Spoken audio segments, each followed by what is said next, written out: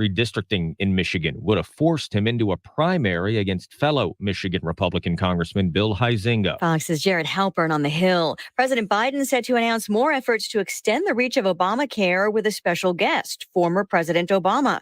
His first trip back to the White House since leaving office in 2017. America is listening to Fox News. It can be dangerously easy to steal your identity during tax season because so much sensitive info is all together. Before we start the annual meeting of Sean's personal info, has anyone seen Social Security number? Not me. Nope. Nuh-uh. Oh, no. He's been stolen. LifeLock by Norton makes it easy to help protect yourself. If you become a victim, we'll work to fix it. No one can monitor all transactions, but you can save up to 25% off your first year with promo code NEWS at LifeLock.com.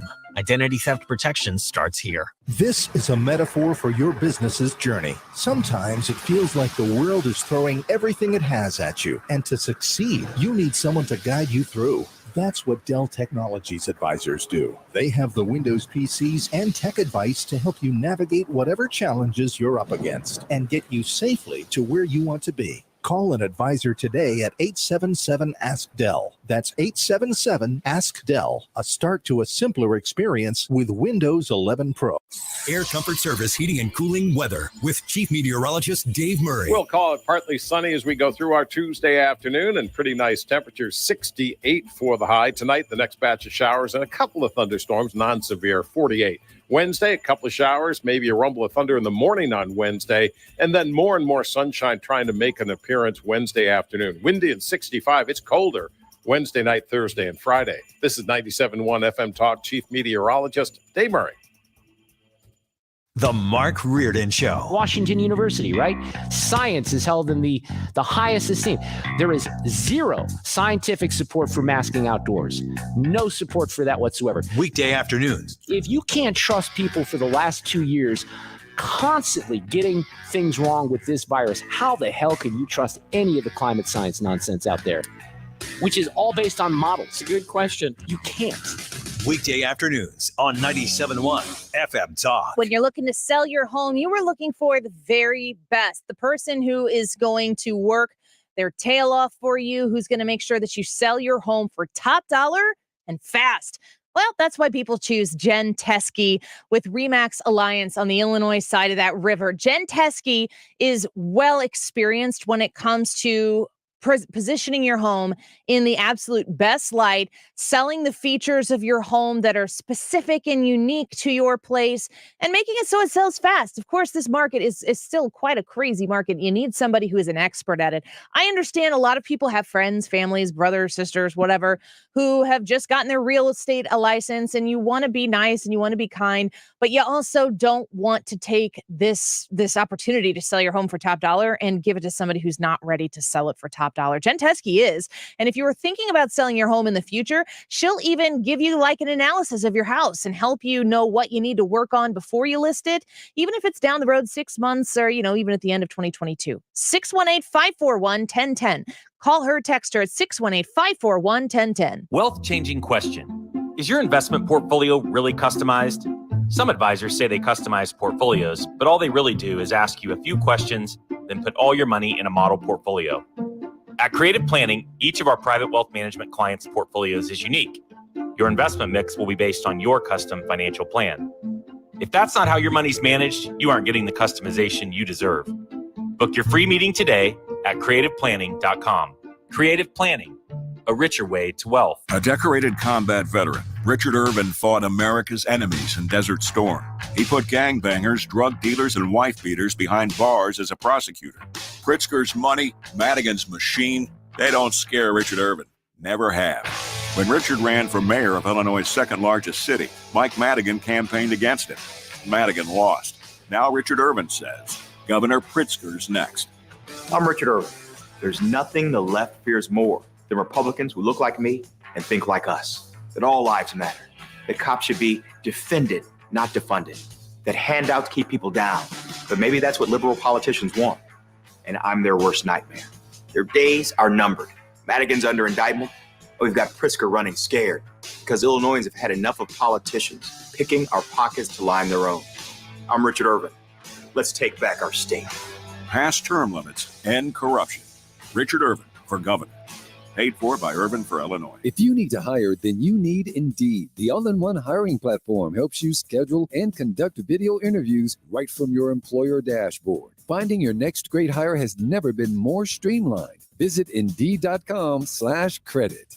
If you owe the IRS, you have a legal issue, and you need the Lance Drury Law Firm. We'll protect your rights. Log on at lancedrurylaw.com or call us toll-free at 888-367-6512. Odyssey is an all-encompassing audio landing zone where you can find podcasts in any genre and listen live to 97.1. Not to mention that you can rewind within the last 24 hours.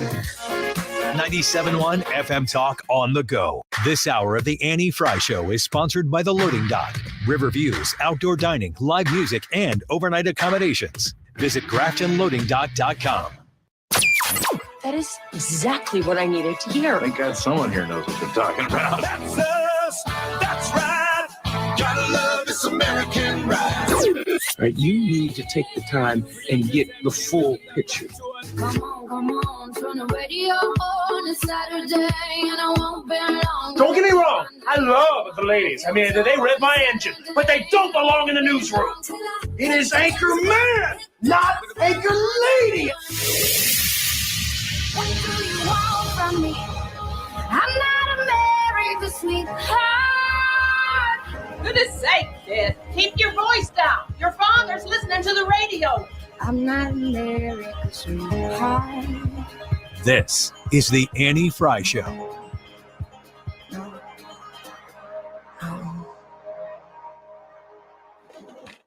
Welcome into the Annie Frey Every Show. day Happy to be with you today. Just a little delay on the sound system there.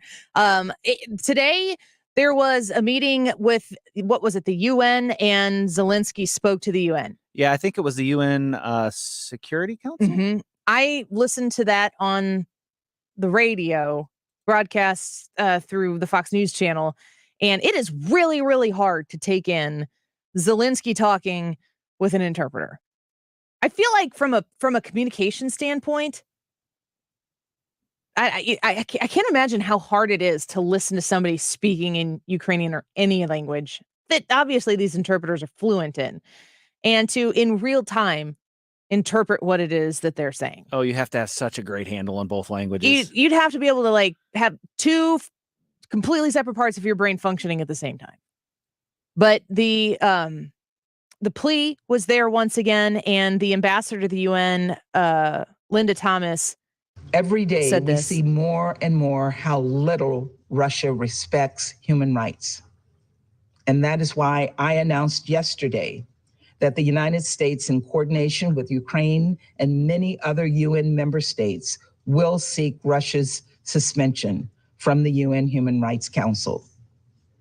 Given the growing mountain of evidence, Russia should not have a position of authority in a body whose very purpose is to promote respect for human rights.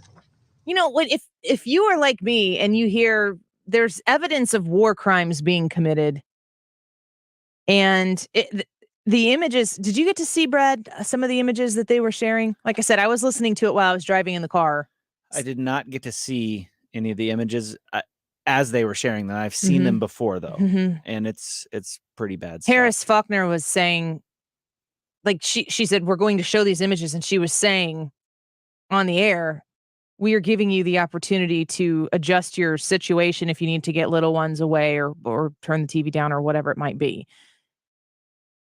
But they keep talking about evidence of war crimes. There are some stories we will never get to hear. Those of the people we saw in the images out of Bucha. We've all seen the gruesome photos. Lifeless bodies lying in the streets, apparently summarily executed, their hands tied behind their backs. As we work to independently confirm the events depicted in these images, I would remind this council that based on the currently available information, the United States has assessed that members of Russia's forces have committed war crimes in Ukraine. So I'm 37 years old for a few more days here. And in my lifetime, I was 17 and a half when September 11th happened. So I saw those with pretty much grown-up eyes. I took in myself the images and the news coverage of what happened on September 11th and was able to understand for myself to whatever degree the gravity of what was taking place there. There have been a lot of connections drawn to what Russia is doing in Ukraine back to Nazi Germany and the way Hitler behaved, the way the Nazi Party behaved. There are a lot of parallels to what's taking place right now to that. And even before seeing the images from Bucha, President Zelensky, along with others in the region, were reporting that children were being abducted. And we heard him say that today. Also abducted are mayors and doctors, religious leaders, journalists, and all who dare defy Russia's aggression. Some of them, according to credible reports, including by the Mariupol City Council, have been taken to so-called filtration camps, where Russian forces are reportedly making tens of thousands of Ukrainian citizens relocate to Russia. Reports indicate that Russian federal security agents are confiscating passports and IDs, taking away cell phones, and separating families from one another. I do not need to spell out what these so-called filtration camps are reminiscent of. I guess I need to understand. To me, war's a crime. And what Russia is doing from the jump is criminal. But I guess these are terms and words that mean something different. And what's being described there is absolutely horrifying.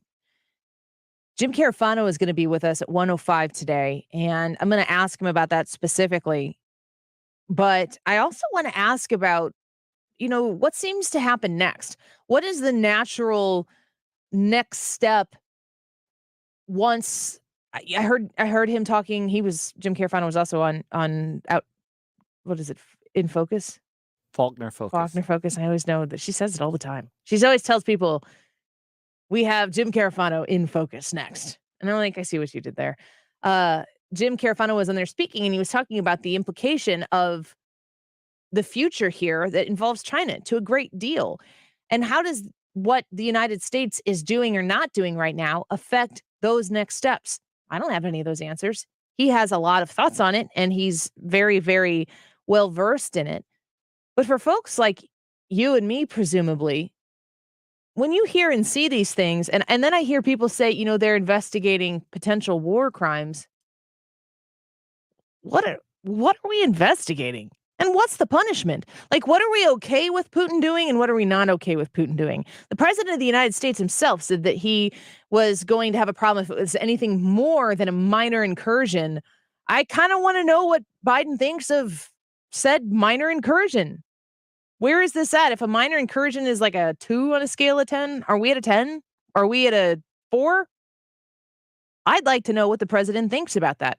Here's Peter Doocy reporting on the administration. Biden is hoping to punish Putin with another round of sanctions set to be announced later this week, even as U.S. spy agencies have now assessed that the atrocities in Ukraine are not the work of some rogue Russian commander, but rather all part of Putin's plan. So another round of sanctions?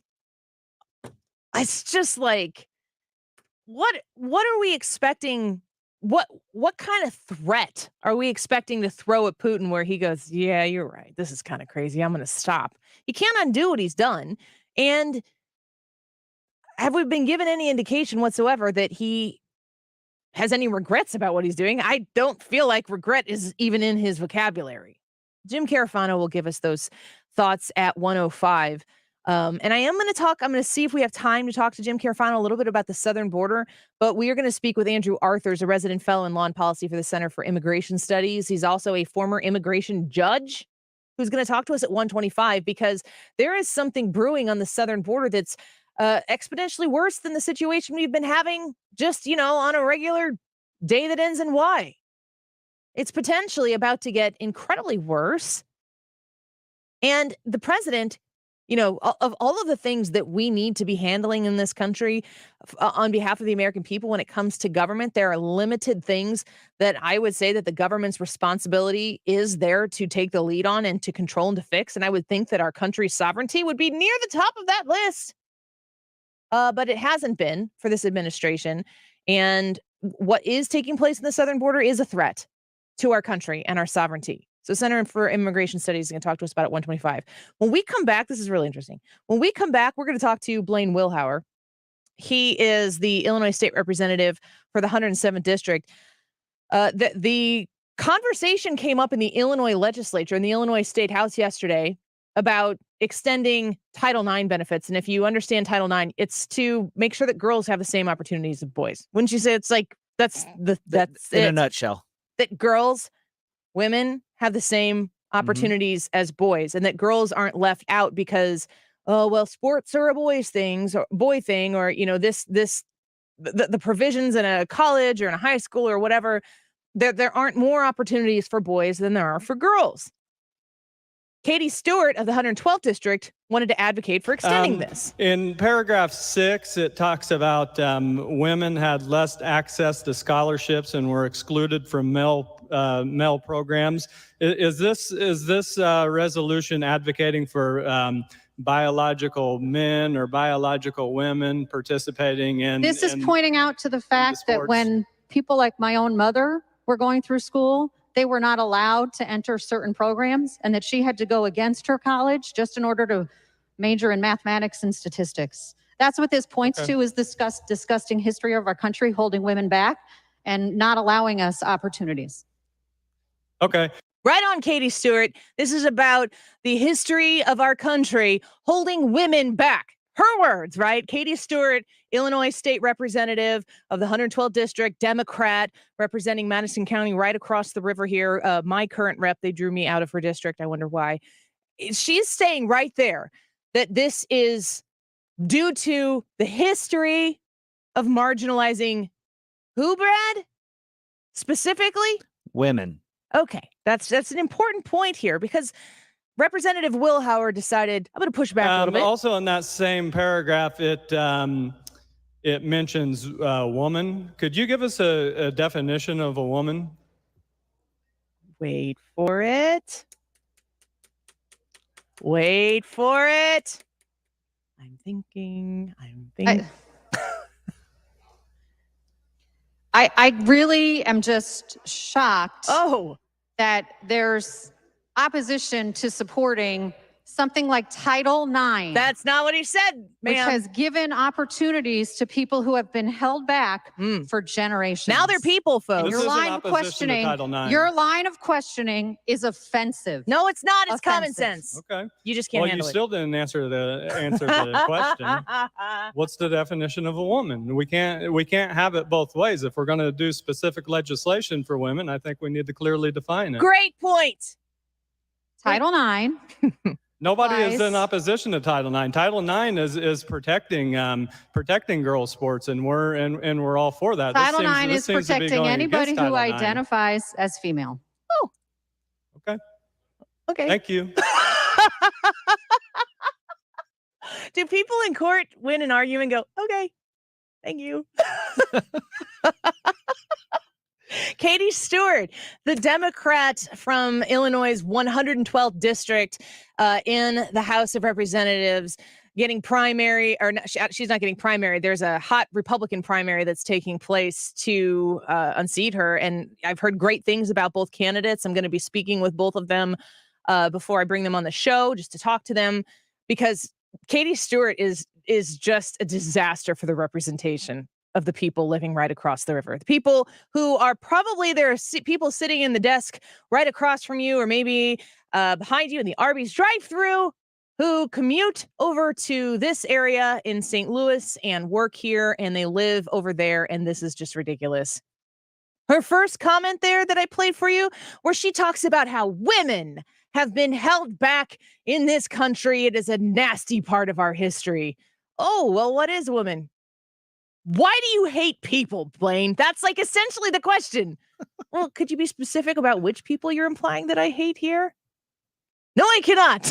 It's so ridiculous. It's just ridiculous. She's advocating for women's rights, but she won't talk about women. Women are so important to her that she can't tell you what one is. Why don't these people say, well, I'm a woman? I would look around and say, who here identifies as a woman? I mean, like, I could win this argument and I don't even agree with it if I were in their position. But they're so scared. They're so frightened. They're so intimidated to upset this incredibly small percentage of people who will contort themselves and throw a fit if somebody says something that they don't like. What happened to I am woman, hear me roar? I mean, I used to not be that kind of feminist, but now in a weird turn of events, I feel like I need to go out and remind people like, hey, you see this? This is a woman. And that used to mean something else as well. Now it's just like, no, really, I'm a woman. All right, whatever you feel like. We've lost our minds, but Illinois State Representative Blaine Wilhour is bringing us back and grounding us in a way that we need to have a foundation that is just based on the most basic understandings of, yes, that pesky word, science. I wonder if Katie Stewart is a biologist. You think she would have mentioned it there at some point, right? She should have said, I don't know, I'm not a biologist, and laughed and moved on. Like, politics is not, I mean, it's not easy, but she's made it this far. She should know how to do this, but she doesn't because she is spineless. She's advocating for women's rights, but she won't tell you who a woman is. And honestly, being a woman is so easy, anyone can do it. That is not true. This stuff is not easy, folks, and I'll spare you the details. We're going to take a quick break, and we are going to have Illinois State Representative Blaine Wilhour on the show next to talk about that exchange and more of the foolishness that he and many other Southern Illinois Republicans have been calling out on the floor. They're in the super minority, folks. We need to make that not be the case.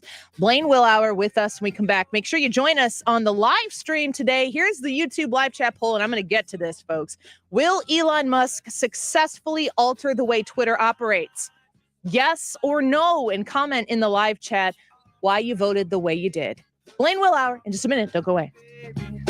I just wanna fly. You're listening to The Annie Frey Show. Find the podcast, on-demand audio, and more at 971talk.com/Annie.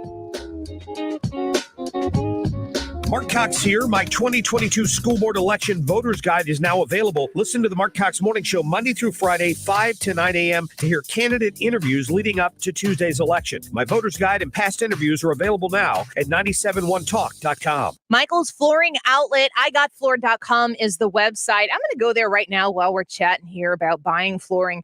igotfloored.com is a great website if you are thinking about a flooring purchase in the near future, or I don't know, even down the road, and you want to make sure that you're getting a great quality deal with great quality product. You can check out their in-stock products on their website. And I say this a lot, but I think it's really important because I don't know about you. I go and I try to order things, or if I'm shopping for something, you see exactly what you like. And of course, it's not in stock. It's like hit or miss. It's like whack-a-mole trying to find things that you want.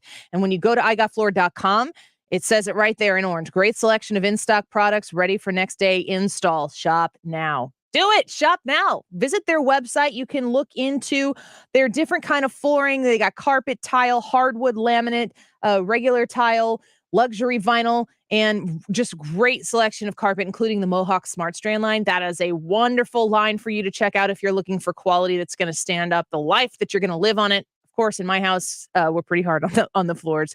Go online to igotfloored.com for all of your flooring needs. igotfloored.com. The St. Louis real estate market continues to make headlines for home sellers. Selling's easier, but finding your next home can be tricky. Hey, Mark Cox here. For the best real estate advice, get to know my friend and realtor Gloria Liu with Your Home Sold Guaranteed Realty. I know everyone knows a realtor. I know several as well, but I only endorse Gloria because of her proven track record. I've seen her systems, I've met her clients, and when it comes to getting you more money, Gloria is the only agent and team I would trust to sell my home. The secret is Gloria already has the buyers. Thousands of buyers who are looking for homes in your area, your price range, and ready to buy today. This is how Gloria creates higher demand, multiple offers, and the most money for you. So take it from me. Call Gloria today at 314-325-6888.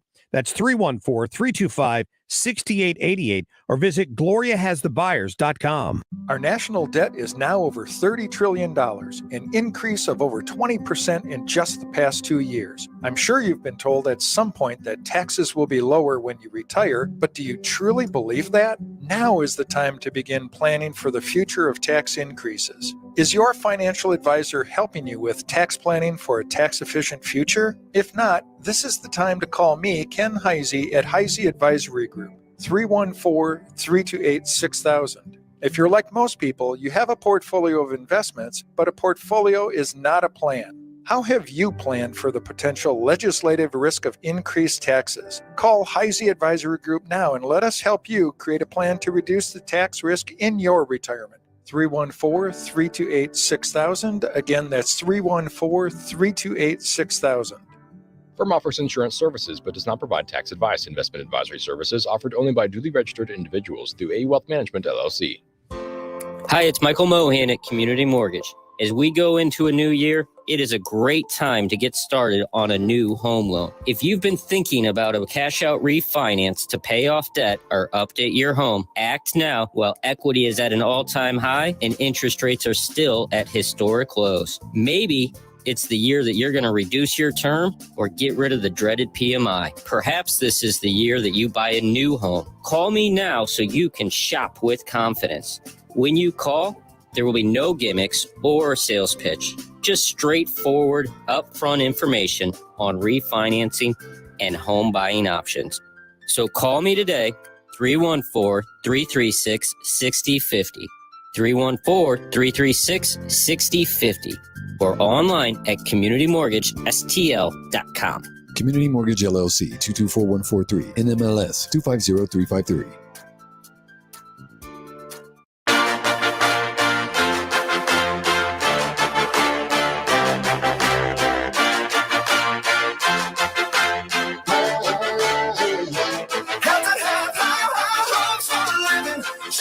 The Annie Frey Show is streaming online. Watch us live on YouTube and subscribe. Your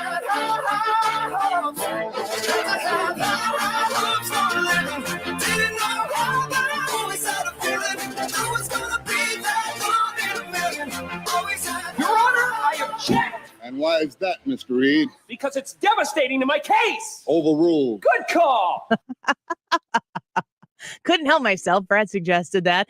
We just listened to, coming out of the last segment, a couple of the clips from a little exchange that took place in the Illinois legislature, in the House. Katie Stewart, who is the Democrat representing currently the 112th district. She is running again for re-election. I am in the 112th for now. They drew me out of the 112th, so she's no longer going to be my representative, which is both good and bad. And she is on there advocating for the extension of Title IX. Well, we did hear a little bit of Blaine Wilhour, which I'm going to replay here before we get him on. We heard him just push back a little bit. This is my favorite part, where she advocates for women and then she can't come back and actually follow it up. In paragraph 6, it talks about women had less access to scholarships and were excluded from male programs. Is this resolution advocating for biological men or biological women participating in? This is pointing out to the fact that when people like my own mother were going through school, they were not allowed to enter certain programs, and that she had to go against her college just in order to major in mathematics and statistics. That's what this points to, is this disgusting history of our country holding women back. Not allowing us opportunities. I am personally offended here. I'm personally offended here that she referred to her mother and not her very own birthing person. Let's get Illinois State Representative Blaine Wilhour of the 107th District down here in Southern Illinois on with us. Blaine, slow clap for you. Well done. That was entertaining. I'm going to listen to that over and over again because it makes me laugh. What were you thinking when you decided to go in on this issue and push back on Democrat Katie Stewart where she first advocates for the terrible oppressive history of this country towards women. And you're like, okay, so what's woman? And she was offended by even the fact that you would ask that question.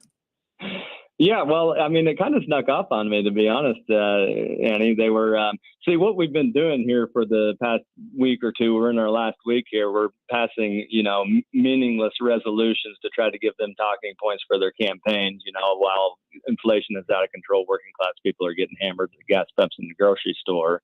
We're doing this stuff instead of doing that. So it just caught my eye on here, and I thought it was ironic that Katie Stewart, the same radical representative from Edwardsville, Illinois, was passing a resolution commemorating Title IX when she's the same person that wants grown men in the girls' bathroom. She passed a bill on that, and I had a feeling that she would have a hard time defining what a woman actually is, and I think it's inappropriate to pass legislation specifically to benefit women when you can't define what a woman was. So I just wanted to put her on record on a few things, and we did that, and it was kind of boring around there yesterday. Until you came on the scene, Blaine. I appreciate that. These people need to be pushed back on, though. They really do. They've had free reign here for way too long, and they've gone completely out of control. And I've said it on your show before, there's nobody more out of step with the working people in her district than what Katie Stewart is. That's so true. I'm looking here. I just Googled Title IX definition, and there's a thing here. Just anybody even as simple-minded as me can go Google this and see this. And it's from ed.gov. So it's a summary there. What is Title IX in simple terms? Title IX states, no person in the United States shall, on the basis of sex, be excluded from participation in, being denied the benefits of, or be subjected to discrimination under any education program or activity receiving federal financial assistance. So it says it right there. It's on the basis of sex. And for somebody who, like Katie Stewart or any of these Democrats who've been talking about women's issues, I mean, I've been hearing about women's issues forever because it's funny. They don't usually line up with what I think about the particular issue. But we've been supposed to vote on things because of women's issues for so long. And now anybody can be a woman. So what's even the point of highlighting these benefits for, like, just if everybody can be anybody, then how do you delineate any of this? That's exactly right. And, they'll always try to spin this into, sit down and shut up. You're a man. You can't talk about can't talk about issues like this. But I'm done with that. I'm not dealing with that from my own party or from the other party. And then try to spin it as, we're attacking Title IX. No, we're not attacking Title IX. Title IX, and I said it on there, was put in place to protect and open up women's sports and girls sports. They're the ones that are attacking Title IX, saying that biological males can participate with females and and totally dominate the sport, take away the competitive edge for these girls that have worked so hard to get where they are here. It's just it's completely insane. And we've seen the pending Supreme Court justice couldn't define or refused to define what a woman was. I didn't know if Katie was going to come with the I'm not a biologist. She should have. Either, but, it worked before. Why wouldn't you try it again? Right. But she actually did, to her credit, at the end of it, she did throw out what she believes the definition of a woman was, and she defines it as anyone who wants to define themselves as a woman. So I think Title IX just went completely out of the window. So don't sit here and try to honor Title IX and don't think you're going to be pushed back. Blaine, one of the things about this that really frustrates me is that we have had this is just so ironic. It's almost kind of meta in a way that makes me want to vomit, that we're having this conversation over Title IX of all things that is there to protect, yes, girls and women. And, we see men who identify as women coming into women's sports and taking away opportunities from these girls and these women. It doesn't go the other way. There aren't women who identify as men who are taking away these opportunities from men. So if we actually want to protect the people who are being left out because of this, then you have to have a Title IX, and you can't have a Title IX if you don't have a definition for what a woman is. It's such a profound waste of time. It is. Women are the only ones getting screwed in this. And, and Katie Stewart's running and advocating for women without saying even what they are. It's so mad. How many people in the 112 do you think actually agree with Katie Stewart's radical views on what she defines a woman as? Certainly not a majority. And that's exactly right. And that's why we can't shy away from these issues. We've put up with this stuff too long. We've let this stuff build, and now it's completely out of control. And if I didn't speak up yesterday, there was no plan there. There was nothing there. I just seen it, and it piqued my curiosity on a few points. So I spoke up, and I know, I live close enough, to the Metro East area that I know the good. These are old steel towns, most of them over there. They're good working class people. They don't go for this stuff, and people just need to know about it. If they know about it, if they know that Katie Stewart, District 112, Edwardsville, is a complete radical, then maybe they'll vote against her in the fall. This is something too. I want to speak for me, and you can react to it however you choose to react to it. But none of what you and I are talking about here is about hating anybody or wanting to marginalize anybody. It's about defending a group of people who deserves to be defended. That the other side of the aisle is profiting off of victimizing, has been for decades. But if you don't want, a Leah Thomas swimmer swimming with the girls and just destroying them in races, that doesn't mean you hate Leah Thomas. That doesn't mean that you're making an outward judgment about Leah Thomas. It just means that somebody has to stand up and stand in the gap and speak up for these girls who are being disadvantaged in an unfair way, which is what Title IX is, which is what the Democrats have been appropriating upon themselves for so long. This is not about hating anybody. This is not about wanting to marginalize anybody. It's about standing in the gap for people who have been left out in the cold because of this woke culture. That's exactly right. And there has been way too many people that have been left out in the cold, left without a voice on these cultural issues, on the economic issues, on everything. And that's what I'm in Springfield fighting for. I'm a working class guy. I'm a traditional values guy. I believe that the traditional values are the backbones to strong communities, and we're losing that everywhere. We are losing our culture. We're losing what makes us great, our competitive advantage. And our kids are the ones that are going to suffer for it. They already are.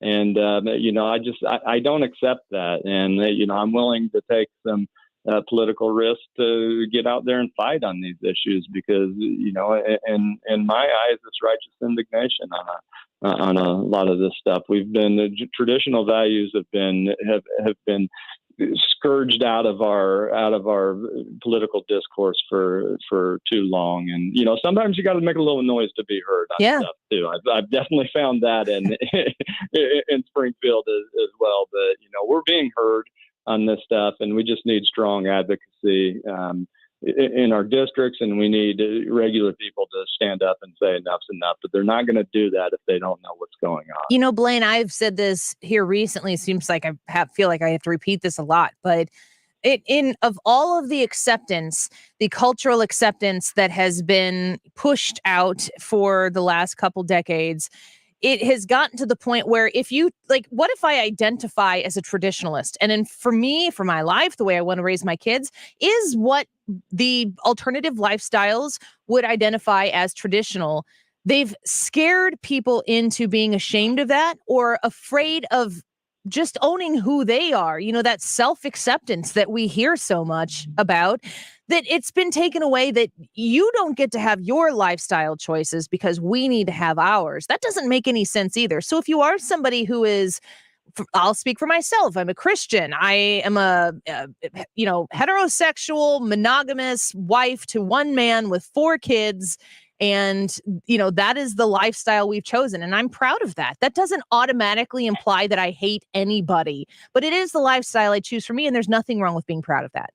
That's exactly right. Amen to every bit of that. And we can no longer allow just a select few, a very small minority, to completely impose their will on us with no regard to, our core convictions, because like you said, we're Christians. We don't hate people, but we also don't want to be marginalized. And, I don't want my kids, having this stuff shoved down their throats in the schools. And I don't want them to be marginalized because of a political agenda either. This isn't a political agenda for us. This is what we believe with every fiber of our being. That strong traditional families are every problem that we have, policy wise, fiscally wise, culture wise. It all goes back to the degradation of the traditional American family. And, I think we need to get back to the basics on all of this stuff. Well, Blaine, we appreciate you speaking up. And honestly, thank you for defending women on the floor to Katie Stewart. I don't know what she has against women, but it was good to see a strong Republican advocacy for women in Title IX from Blaine Wilhour, the Republican from Southern Illinois. And hopefully the Democratic Party will get back in the business of defending actual women for once. That would be a great thing to see. That would be fantastic. All right. We'll talk to you again soon, Blaine. Thank you so much. Thank you. Bye-bye. Yollinois State Representative of the 107th District here in Southern Illinois, Blaine Wilhour.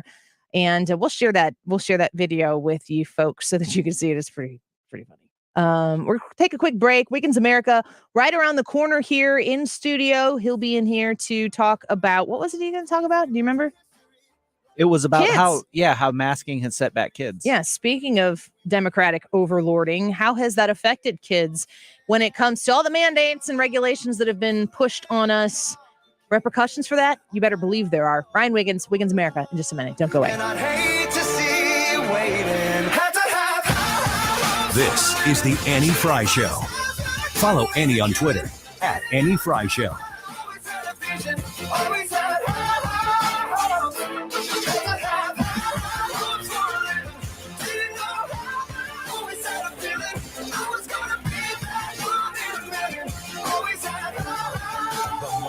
Show. Ricky Horton is joining us from Jupiter, Florida, as the Cardinals are wrapping up spring training. Paul Goldschmidt has been the best hitter in spring training. So you got the two Pauls that are just flat out healing.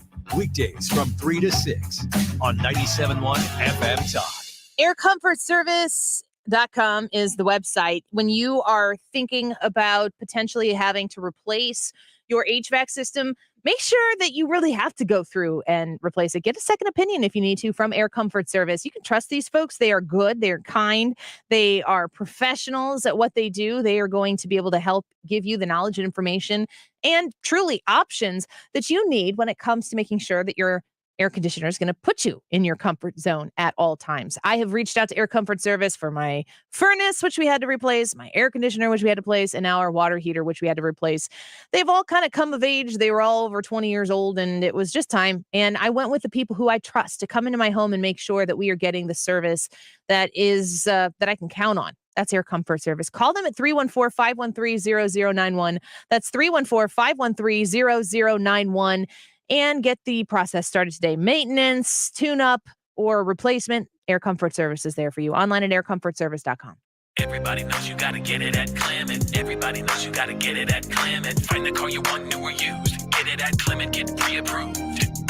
Everybody knows you gotta get it at Clement. Everybody knows you gotta get it at Clement. ClementAutoGroup.com. Visit Shane Company for stylish jewelry you'll enjoy wearing every day. Both our classic and our modern pieces are created by our in-house designers. Now you have a friend in the jewelry business. Shane Company and shaneco.com. Join Mosby Building Arts every Saturday from 12 to 1 p.m. on 97.1 FM. Rich Orse and guests give insider tips about renovations, design, construction, exteriors, and more. Tune in to Right at Home with Rich on Saturdays or catch the podcast online. I'm Thomas Helbig with the Retirement Advisory Group. I'm proud to say we are a family business. Through innovative financial tools, my nephew Bob and I are committed to making sure your retirement nest egg is kept safe from market declines. As a matter of fact, we have never lost a dime of our clients' money, and we won't lose any of yours either. Hi, I'm Bob Kershaw, and the secret is in linking safely to the market without putting your principal at risk. As we look ahead at the likelihood of increasing volatility in the market, it's important that you protect your nest egg from market losses, as that's the engine that drives your retirement income. Our family would like to help your family retire comfortably and keep your retirement safe and secure. Call us now for a no-cost, no-obligation retirement review. And just for coming in, you'll get a copy of my second edition book, Your Key to a Worry-Free Retirement. We've been helping retirees and pre-retirees retire with confidence for 36 years. Call us now, 314-993-9494, or online at retirementkey.com. That's retirementkey.com. Looking to sell your house without all the hassle and pricey repair costs? Great, because Chris Buys Homes in St. Louis loves buying fix-up homes in any condition, as is, no fees and no commissions. Call 314-782-8000, and Chris Buys Homes in St. Louis will give you a cash offer right now. No strings attached. We buy inherited houses, divorce houses, trashed houses, even those my tenant won't pay rent houses. Call Chris at 314-782-8000 and find out how easy it is to work with us. That's 314-782-8000. Do you think your home will be difficult to sell? Easy. Our team will provide you with personal guidance through our short and simple process to turn your house into a pile of gold. Just call Chris at 314-782-8000. 314-782-8000. That's 314-782-8000. And let Chris worry about everything.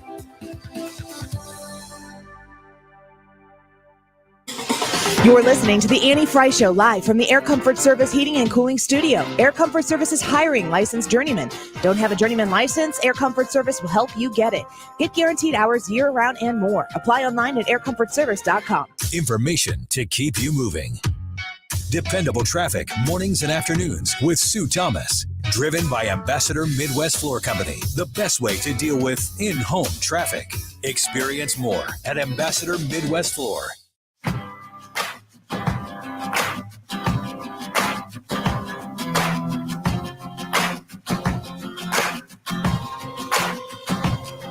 This is the Annie Frey Show. Follow Annie on Twitter at Annie Frey Show.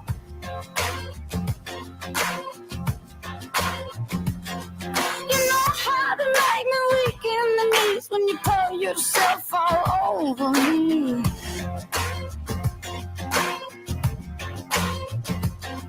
but somebody talk you back in the day. Now you never ever love, no, you only wanna pay. I cry when you do, I cry when you don't. Why won't you tell me what you want with me? Welcome back to the Annie Frey Show. We were just talking here in the studio about our segment yesterday where we were talking about comparing different spellings of names and then just prejudging everybody who spells their Stephen with a PH versus with a V. Mm-hmm. And I don't know why we ended it talking about Todd. And I said, is there another way to spell Todd? And I said T-A-W-D. And then you said Todd in the funniest way. I think I just said Todd. Yeah. And then we just giggled, and then the show was over. Yeah. But what's really funny about that is that we were tweeting to each other last night. Yeah. We were all still laughing about that all night. Every time I see it, I just start giggling out loud again. It's not like I'm just kind of like, oh, that's funny. Like the fake LOL. Yeah. Where if you write LOL, then maybe you cracked half a smile. This is legitimately this was real. Laughing out loud. And then Hannah just messaged our show group DM and said that she told Mr. Wonderful about it last night, and he thought it was funny too. And it's just we're all just giggling about Todd. Oh, that's good to know. Yeah, because all of us at the same time were we just like slap happy? We were we were all telling our spouses at about 9:30 last night apparently, and tweeting to each other, "Hey, I just told my husband this. I just told my wife this," and we were all doing it at the same time. And I think all of our spouses had the same reaction, which was, "It sounds kind of funny. I don't really know what you're talking about, though." It's one of those things where I'll start giggling about something, and Jared's like, "What? And I start to tell him like, it's not worth it. You're not going to think it's funny. Then I'm going to feel stupid. Just watch it if you want to see. Let's get to Wiggins.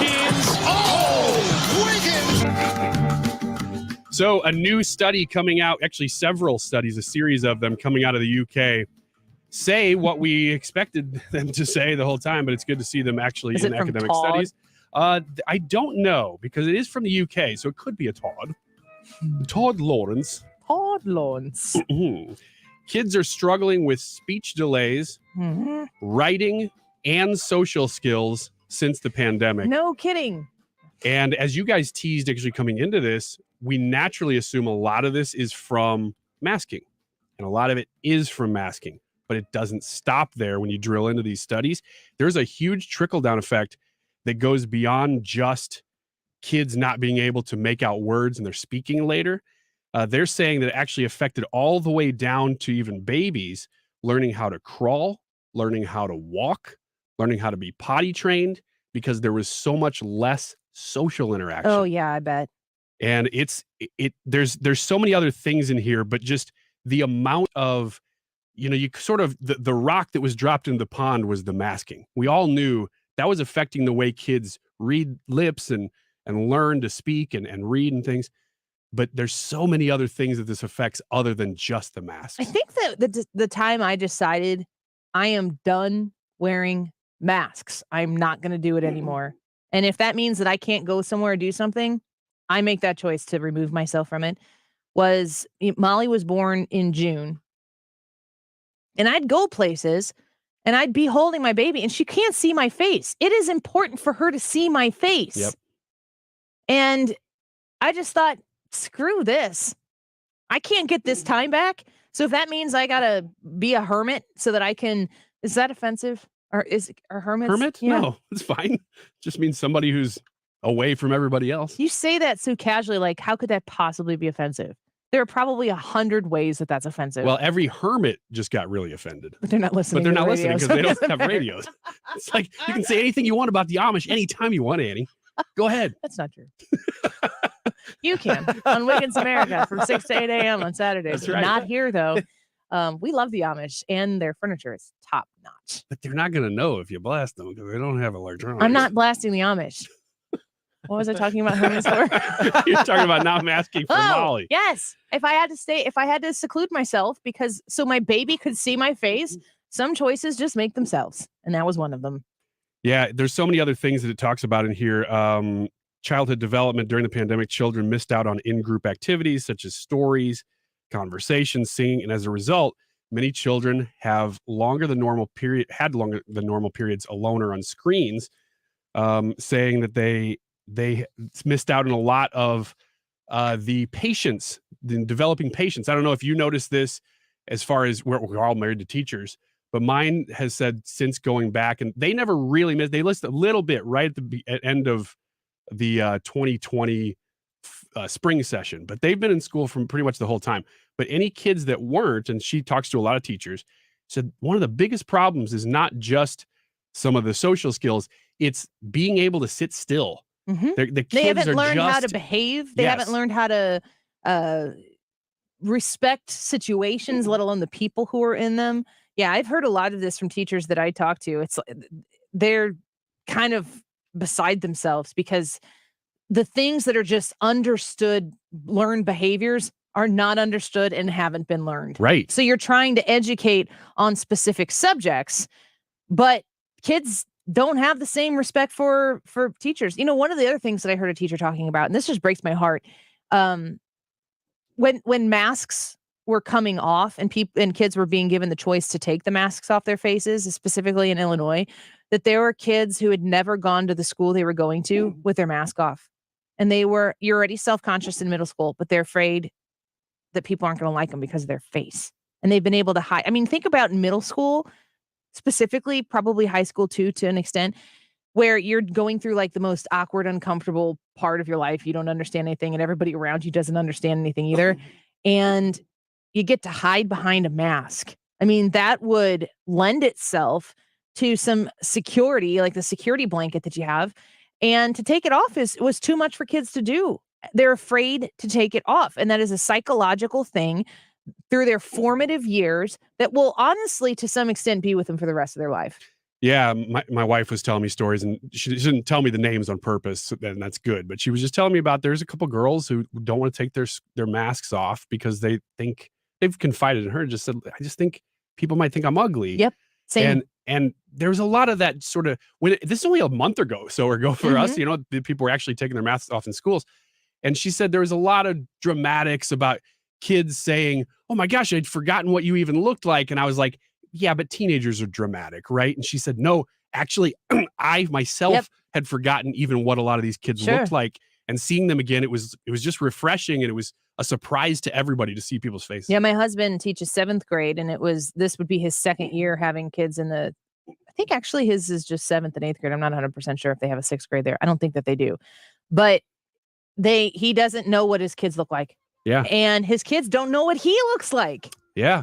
Which is super bizarre. I mean, they might have gotten to learn over remote learning because he wouldn't be wearing a mask on Zoom, but it's just an existence that we don't understand, and we won't understand the repercussions of it for a while. I think it's something that, like you said, the rock in the water, the ripples are going to keep coming.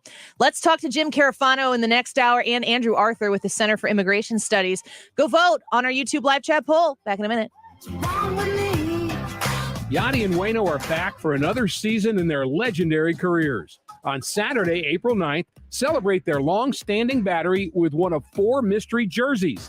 That day, the Cardinals host the Pirates, and 25,000 fans ages 16 and older will take home a mystery jersey featuring either Yadier Molina or Adam Wainwright, courtesy of Coca-Cola and Walmart. Which one will you get? Find out on Saturday, April 9th. For tickets, visit Cardinals.com. 2021 marked the 50th and final season of Mike Shannon's legendary career in the broadcast booth. Sunday, April 10th, when the Cardinals host the Pirates, 25,000 fans ages 16 and older will take home a one-of-a-kind Mike Shannon bobblehead. Kick off the 2022 season and honor the longtime voice of the Cardinals with this commemorative bobblehead thanks to Phillips 66. That's Sunday, April 10th, the Cardinals, the Pirates, and the Shannon bobblehead. Get your tickets at Cardinals.com. Building a home in the Metro East will look no further than cajonesinc.com. All across the Illinois side of the Mississippi River, CA Jones is building gorgeous homes that are don't think like totally out of your price range. Check out what you can do with your dollar with CA Jones, especially in this competitive atmosphere with the way the housing market is going. CA Jones is a great option. They are building beautiful homes. And when you go online to cajonesinc.com, you can see a whole bunch of different kind of builds that they do, different sizes, different, 1 floor, 2 floors, walkout basements, 2-car garages, 3-car garages, and super energy efficient home options for you as well. They are very proud of that. And it makes a lot of sense to look into what they can do for you and to execute a home for yourself that is going to be self-sustainable when it comes to a lot of different things, solar energy specifically. When you are looking to build a home on the east side of the river, go to cajonesinc.com for all the information you need. Wealth-changing question. Is your advisor giving you incomplete advice? Besides investing, there's also taxes, insurance, estate planning, and other elements that can be stressful to organize. At Creative Planning, we provide all the expertise, all the advice you need, all in-house, ensuring all aspects of your wealth are working harder together so you can enjoy your wealth instead of worrying about it. Book your free meeting today at creativeplanning.com. Creative Planning, a richer way to wealth. Need more living space to enjoy every moment you spend at home? Time to call Lakeside Renovation and Design. Whether you want a luxurious bathroom, an updated kitchen with tons of counter space, a finished basement, or a bump-out addition, Lakeside does it all. We don't subcontract, and we guarantee our work with a lifetime workmanship warranty, so you can rest assured you get the home interior of your dreams. Request a free consultation at 636-978-5000. That's 636-978-5000. You'll love your home all over again. KFTK FM Florissant, driven by the Bomarito Automotive Group, 97.1 FM Talk. An Odyssey station. Retaliation against Russia. I'm Lisa Brady, Fox News. The U.S. and European allies set to propose more sanctions, including a ban on new investments in Russia, as Ukraine's president makes an urgent appeal at the UN. Fox's Eric Shawn is there. President Zelensky telling the United Nations Security Council here that it must act or be irrelevant. Zelensky's image as he spoke from Ukraine loomed large over the hushed council chamber. He harshly slammed Russia for its invasion and what he said are the war crimes and crimes against humanity committed by the Russian forces as they retreated from Bucha. Russia again denies committing war crimes, insisting civilian deaths in Bucha happened after its forces had left the city. A special guest at the White House. Vice President Biden, Vice President. That was a joke. Because that's how it was the last time he was at the White House in 2017 with Vice President Joe Biden before leaving office. Former President Obama returning today to mark the 12th anniversary of the Affordable Care Act, as President Biden continues his efforts to extend Obamacare's reach. The threat of more severe weather in parts of the South, with Alabama and Georgia bracing for a system that already knocked out power to thousands from Texas to Mississippi. Mike Evans of Mobile County Emergency Management in Alabama tells Fox Weather he's warning residents to be careful. We're at that busy time of day where people are out and trying to go get lunch and go do different things. So, I would caution them and tell them maybe postpone. The threat is expected in the region for the next several hours, moving north into Tennessee over the next day or so. Fox's Gernal Scott, that forecast scrapping practice rounds in Georgia for the Masters today, just hours after Tiger Woods announced he does intend to play this week, his first major event since a serious car crash last year. America's listening to Fox News. It can be dangerously easy to steal your identity during tax season because so much sensitive info is all together. Before we start the annual meeting of Sean's personal info, has anyone seen Social Security number? Not me. Nope. Nuh-uh. Oh, no. He's been stolen. LifeLock by Norton makes it easy to help protect yourself. If you become a victim, we'll work to fix it. No one can monitor all transactions, but you can save up to 25% off your first year with promo code NEWS at LifeLock.com. Identity theft protection starts here. This is a metaphor for your business's journey. Sometimes it feels like you're going 100 miles an hour, barely keeping up. But to cruise through challenges, you need someone who's right there with you.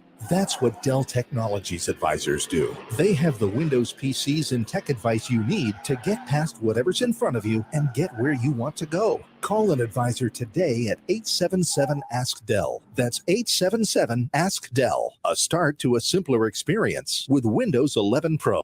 Air Comfort Service Heating and Cooling Weather with Chief Meteorologist Dave Murray. We'll call it partly sunny as we go through our Tuesday afternoon, and pretty nice temperatures, 68 for the high. Tonight, the next batch of showers and a couple of thunderstorms, non-severe, 48. Wednesday, a couple of showers, maybe a rumble of thunder in the morning on Wednesday, and then more and more sunshine trying to make an appearance Wednesday afternoon. Windy at 65. It's colder Wednesday night, Thursday, and Friday. This is 97.1 FM Talk Chief Meteorologist Dave Murray.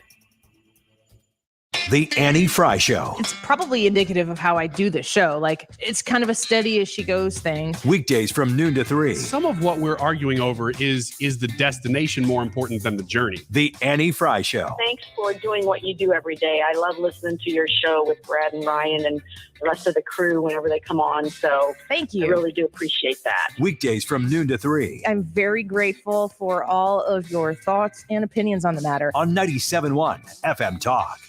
You want to retire soon, but everyone keeps telling you to wait until you're 65. After all, that's the age that you qualify for Medicare and you're close to full retirement age. I'm Marvin Mitchell, president of Compass Retirement Solutions. In my new book, Retire Early, The 9 Critical Decisions When Retiring Before 65, I discuss proper planning to help make early retirement possible. When to take Social Security, what to do with your 401k, healthcare, how to maximize retirement income, and much more. Get a complimentary copy of Retire Early by calling 1-800-743-8510. That's 1-800-743-8510. Can you retire early? Call 1-800-743-8510 for your copy of Retire Early, The 9 Critical Decisions When Retiring Before 65. Investments and services offered through Compass Retirement Group, a registered investment advisory in Missouri and Illinois. Compass Retirement Solutions is not affiliated with the U.S. government or any governmental agency. Congratulations on buying a home. You are dreaming of warm fireplace memories. Have English Sweep certified sweeps inspect your chimney with cameras, making sure to keep fire in its place. English Sweep with 40 years experience protecting your investment. EnglishSweep.com. Hey, it's Mark Reardon for CertaPro Painters, and I have a great way for you to improve the interior of your home or business. Hire CertaPro Painters, splash a new color on those walls. I've hired them time and time again for 12 plus years, mainly because they do a great job. They knock it out of the park. Each CertaPro Painters business is independently owned and operated. It's super easy to schedule a free estimate at CertaPro.com. That's Certa with a C for your home or business. It's the perfect time to transform your walls. CertaPro Painters, proven and trusted experts in painting. Hi, this is Lance Drury with the Lance Drury Law Firm. When it comes to your tax issues, why would you trust some faceless national company that uses cartoons in its ads to protect you? Tax problems are not funny and should not be treated lightly. If you owe the IRS, you have a legal issue and you need a lawyer that will protect your rights. You can't meet face-to-face with a cartoon, and what happens if the national company can't resolve your issue and stops returning calls? Do yourself a favor and call the Lance Drury Law Firm. Our office is right here in St. Louis. I am a local attorney specializing in tax resolution. You can come in and sit down with a licensed, experienced attorney and put a name with a face. When it comes to tax issues, don't go with a cartoon. Get serious help with the Lance Drury Law Firm. Remember, if you have IRS issues, you have legal issues. Call attorney Lance Drury, 314-260-6120, or go to Lance, DRURY law.com. The choice of a lawyer is an important decision and should not be based solely upon advertisements. You can ask your smart speaker to play 97.1 FM Talk and stay connected to everything happening in the world, the country, and the community. It's all through the new Odyssey app. 97.1 FM Talk.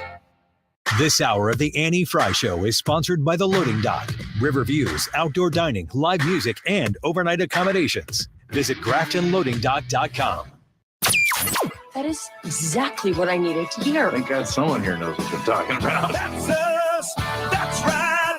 Gotta love this American ride. Right, you need to take the time and get the full picture. Come on, turn the radio on. It's Saturday and I won't be long. Don't get me wrong. I love the ladies. I mean, they rev my engine, but they don't belong in the newsroom. It is Anchor Man, not Anchor Lady. What do you want from me? I'm not America's sweetheart.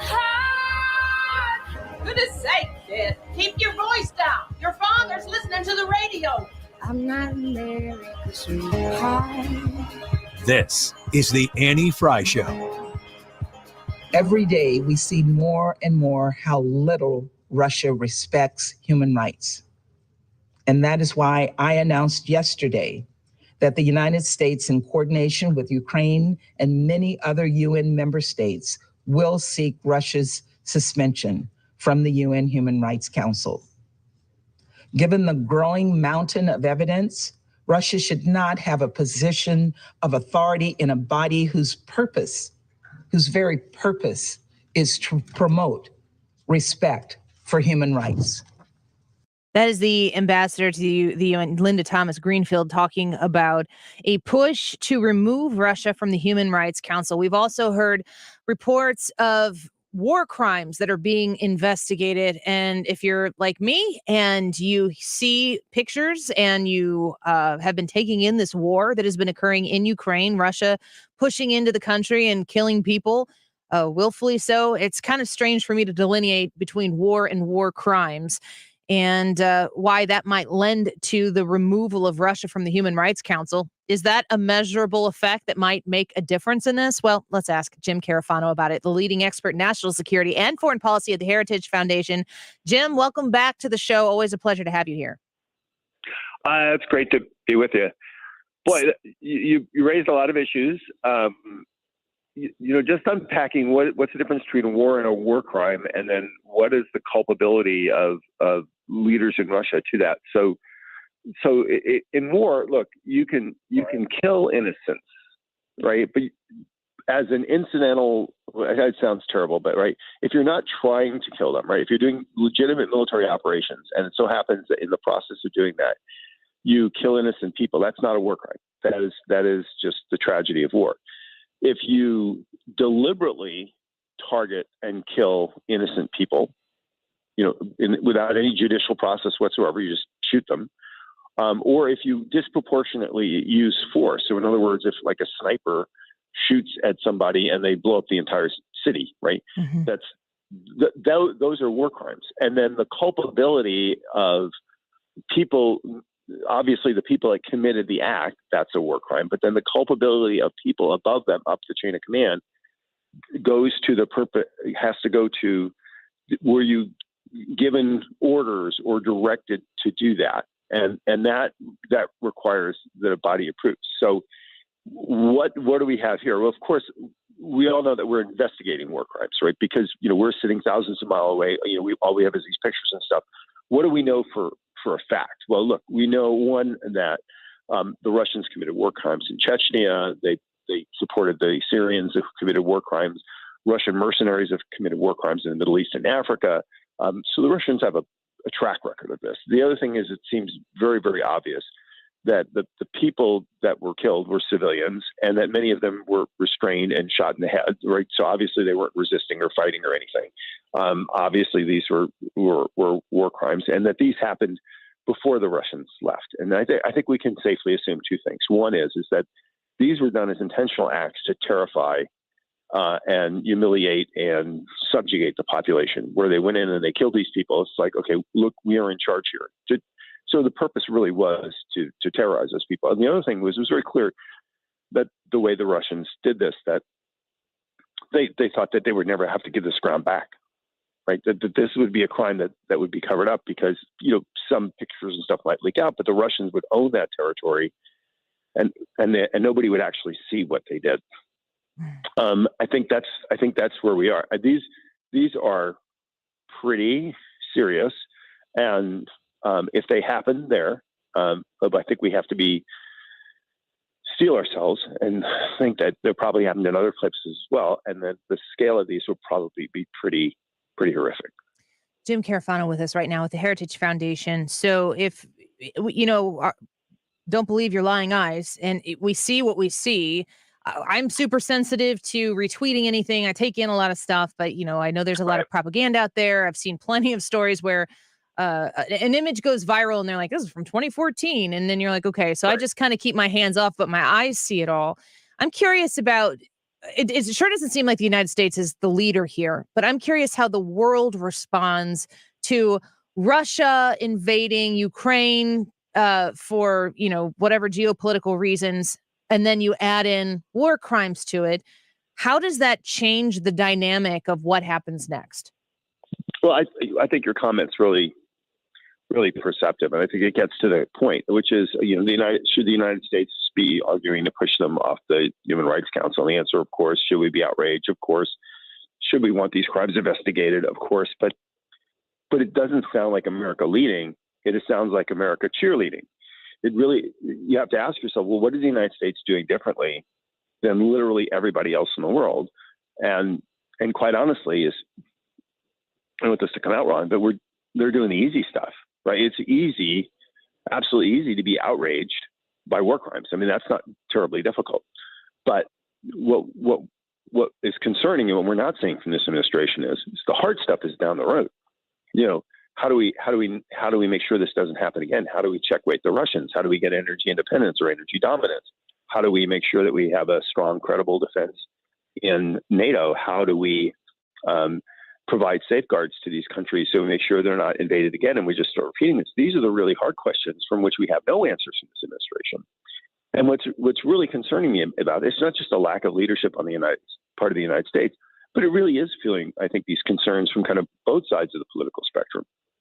People who are fearful that, this guy's going to get us involved in World War III and everything else, which obviously, we're not going to, fight World War III over Ukraine.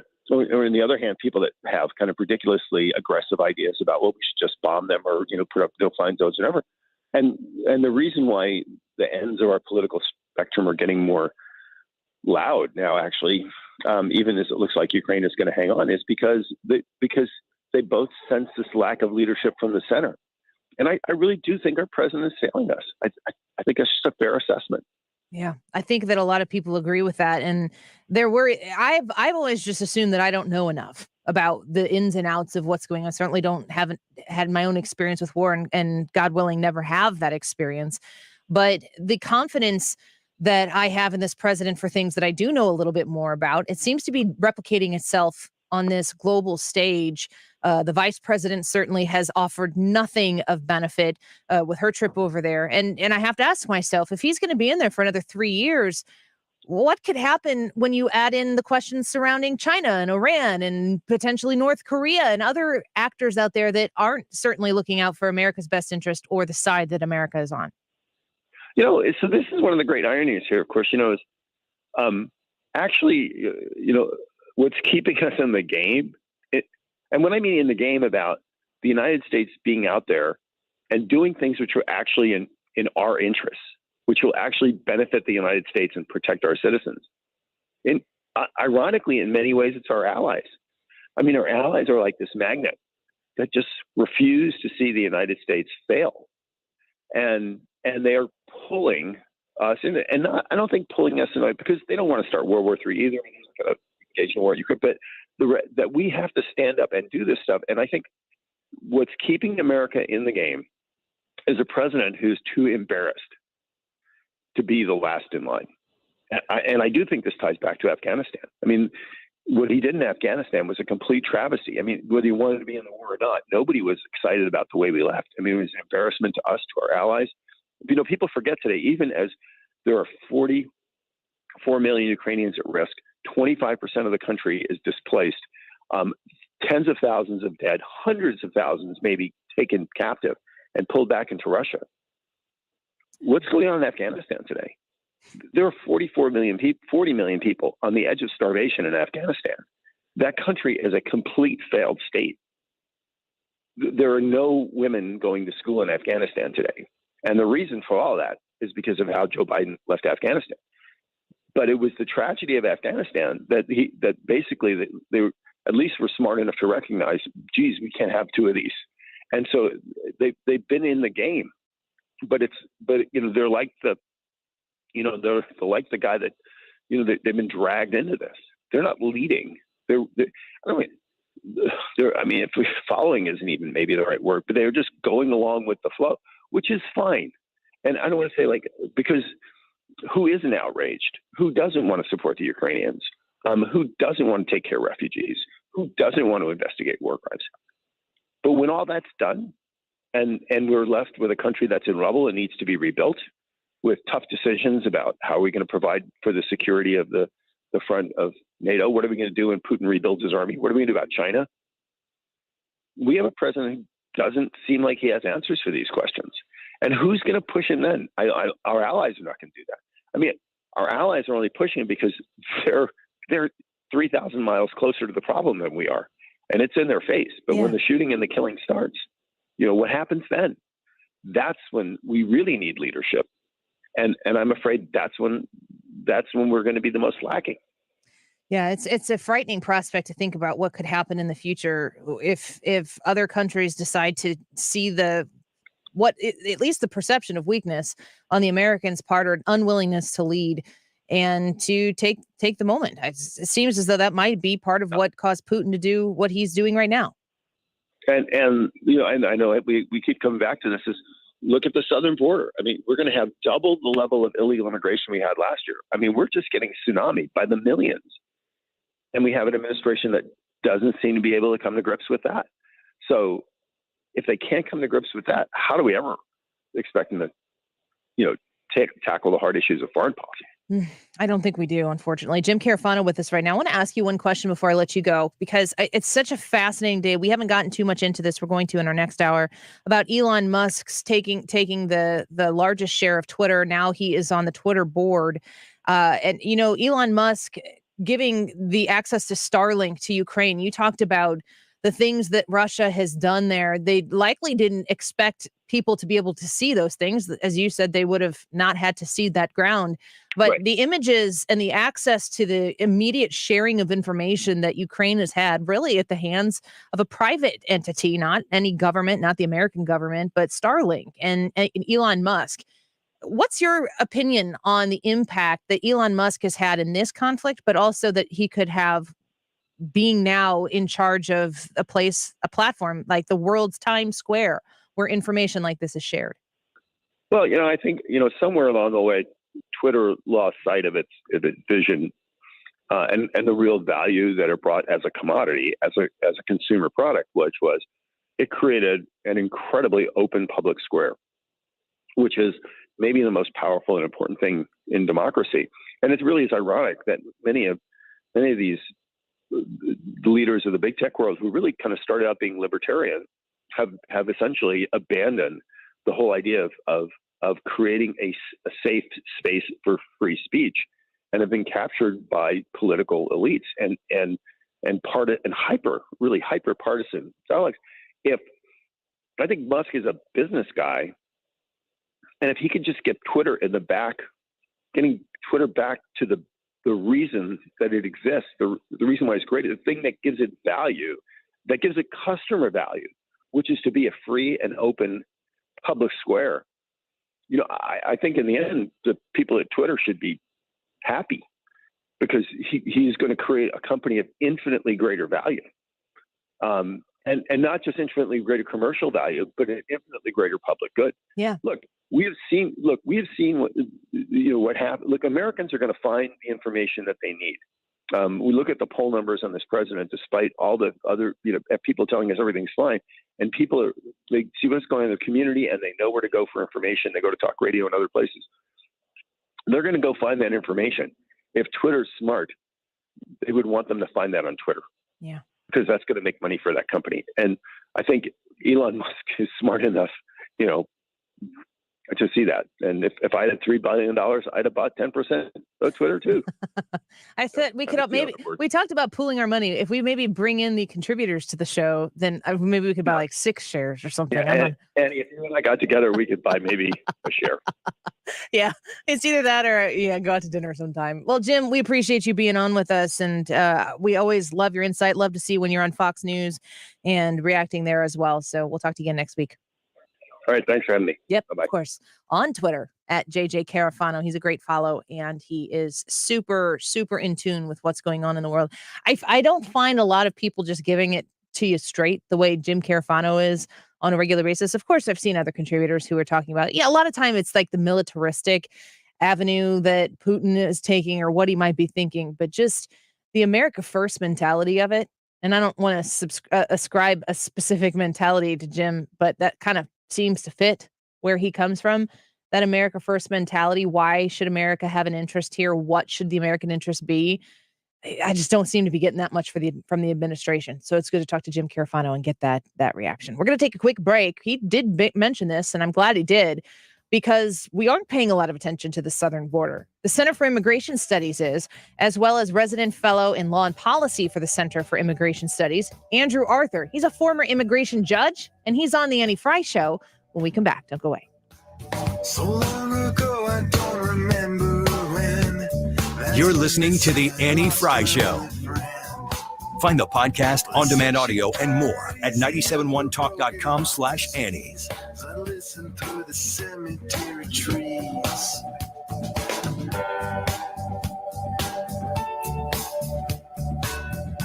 Decision 2022 is happening. Are you ready to decide? The primary candidates are here because they want to talk to you. Decision 2022, right here, right now, on 97.1 FM Talk. So rates have gone up, and you've been thinking about refinancing your mortgage, and you may think that now's not the time. Well, I'm not going to tell you what to do, certainly with your finances. It is still worth a phone call to Stewie at Stewart's American Mortgage to ask him if the bagel loan can be helpful for you. Because when you use the bagel loan, first of all, a lot of people find out they want to consider refinancing their home, but then it costs a lot of money to just go through the refinance in general because of all the fees that you have to pay. And you're like, well, why am I going through this if I have to pay all these fees to save some money? It kind of comes out as a wash, and it's a big hassle. Not when you use the bagel loan at Stewart's American Mortgage. There are no fees. He doesn't charge you those fees that every other lender out there is going to charge you for. So it still might make sense for you. Let's take, for example, the high equity you have in your home and maybe the high interest rate credit card debt that you have as well. Would it make a lot more sense to take that equity out of your home and eliminate the credit card debt that you kind of gives you that pit in your stomach each and every month when the bill comes due? Ask Stewie. He will help guide you in a way that is the most opportune for you. And if the bagel loan isn't for you, he'll tell you that as well. He's told me those stories. He just wants to make sure he can help you, and he loves working with Annie Frey Show listeners. 314-324-4440, 314-324-4440. Call or text. Google the bagel loan, NMLS number 226715. I'm back to doing what I love and more, thanks to the Good Feet Store. Hi, this is Arnold, owner of the Good Feet Store. Do you feel like you have a hard time standing on your feet at work because of foot pain? When you come home at night, do you want to kick off your shoes because your feet are killing you? It didn't matter whether I spent $20 or whether I spent $120. You might have a great shoe, but you just don't have great support in the shoe. Good Feet fits in all your shoes. No shots, no surgery, no medication. Good Feet. Call 314-317-9494 or visit one of our 2 locations on Olive, Catty Corner from TGI Fridays, or in Shiloh, Illinois, across from Deerbergs. Thanks to the Good Feet store. Individual results may vary. Consult your physician for medical conditions. Visit the website goodfeetstlewis.com. Come in and try the Good Feet feeling today. Comfort you might have been missing for years. No waiting required. Good Feet products are immediately available. You run a small business, but who's running your HR? Do you have an HR manager? When's the last time you had an HR audit? Do your employees take workplace safety training? My last question to you is this. What are you waiting for? One complaint against your company can turn your world upside down. I'm Alan Jones, and I created Bambi specifically for small business. All so you can put your HR on autopilot. With Bambi's HR Autopilot, you'll automate the most important HR practices, like HR policies, workplace training, and employee feedback. And you'll get a dedicated HR manager, not for $80,000 a year, but yes, for $99 a month. We're here to help you navigate the most complex parts of your HR, available by phone, email, and real-time chat. And here's what I'm the most proud of. Bambi customers are 4 times less likely to have a claim filed against them, which is why Bambi has received thousands of 5-star reviews. You run your business. Let Bambi run your HR. Go to Bambi.com/time today for your free HR audit. Spelled BAMBEE.com/time. Bambi.com/time. Rhino Shield is engineered to outlast paint, formulated to outsmart the elements. Expect more from an exterior coating with Rhino Shield. Rain or shine, sleet or snow, mold or mildew. Premium protection from whatever Mother Nature sends our way. Our home exterior coatings intelligently designed to stand up to Mother Nature. We're driven by the uncompromising commitment to coat your home in quality. Experience the Rhino Shield difference. We've been changing the expectation of exterior coatings for decades. One home, business, church, condo at a time. Maintain your architectural features. Regular paint is an expense that never ends. The decision to do vinyl will leave you with a plastic moldy box. Paint a house, shield your home. Call 877-25-RHINO, 877-25-RHINO, or 877-25rhino.com. You know what we did there. Tell them, ladies. Don't paint, don't Rhino. Go Rhino Shield. Never paint your house again. Rhino Shield.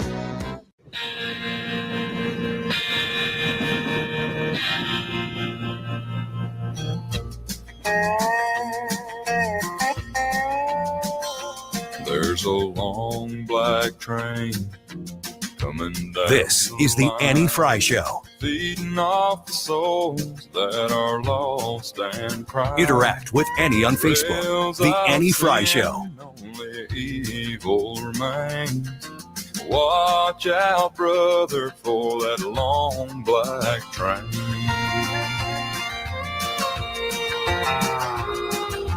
Look to the heavens, you can look to the sky. You can find redemption there. Immigration is a very market-sensitive phenomenon. It reacts sharply to perceived and real changes in our enforcement policy up here. So the lifting of Title 42, I'm sure that news is circulating right now in Central America. If I'd had my druthers, and I don't, I would have argued, can we lift this perhaps later in the summer when it gets hotter and the numbers do slow down? We're right now in the peak season. So that's former Secretary of DHS Jay Johnson talking about the Title 42 lifting and what that's going to mean for the United States here soon, very soon. Well, we have that question. We're going to ask it to the expert, Andrew Arthur. He's a resident fellow in law and policy for the Center for Immigration Studies, also a former immigration judge. Andrew, such a pleasure to have you on the show today. Thank you for your time. Thank you so much for having me. Can you speak in like super plain terms about Title 42, what it is and why it could be going away? Sure.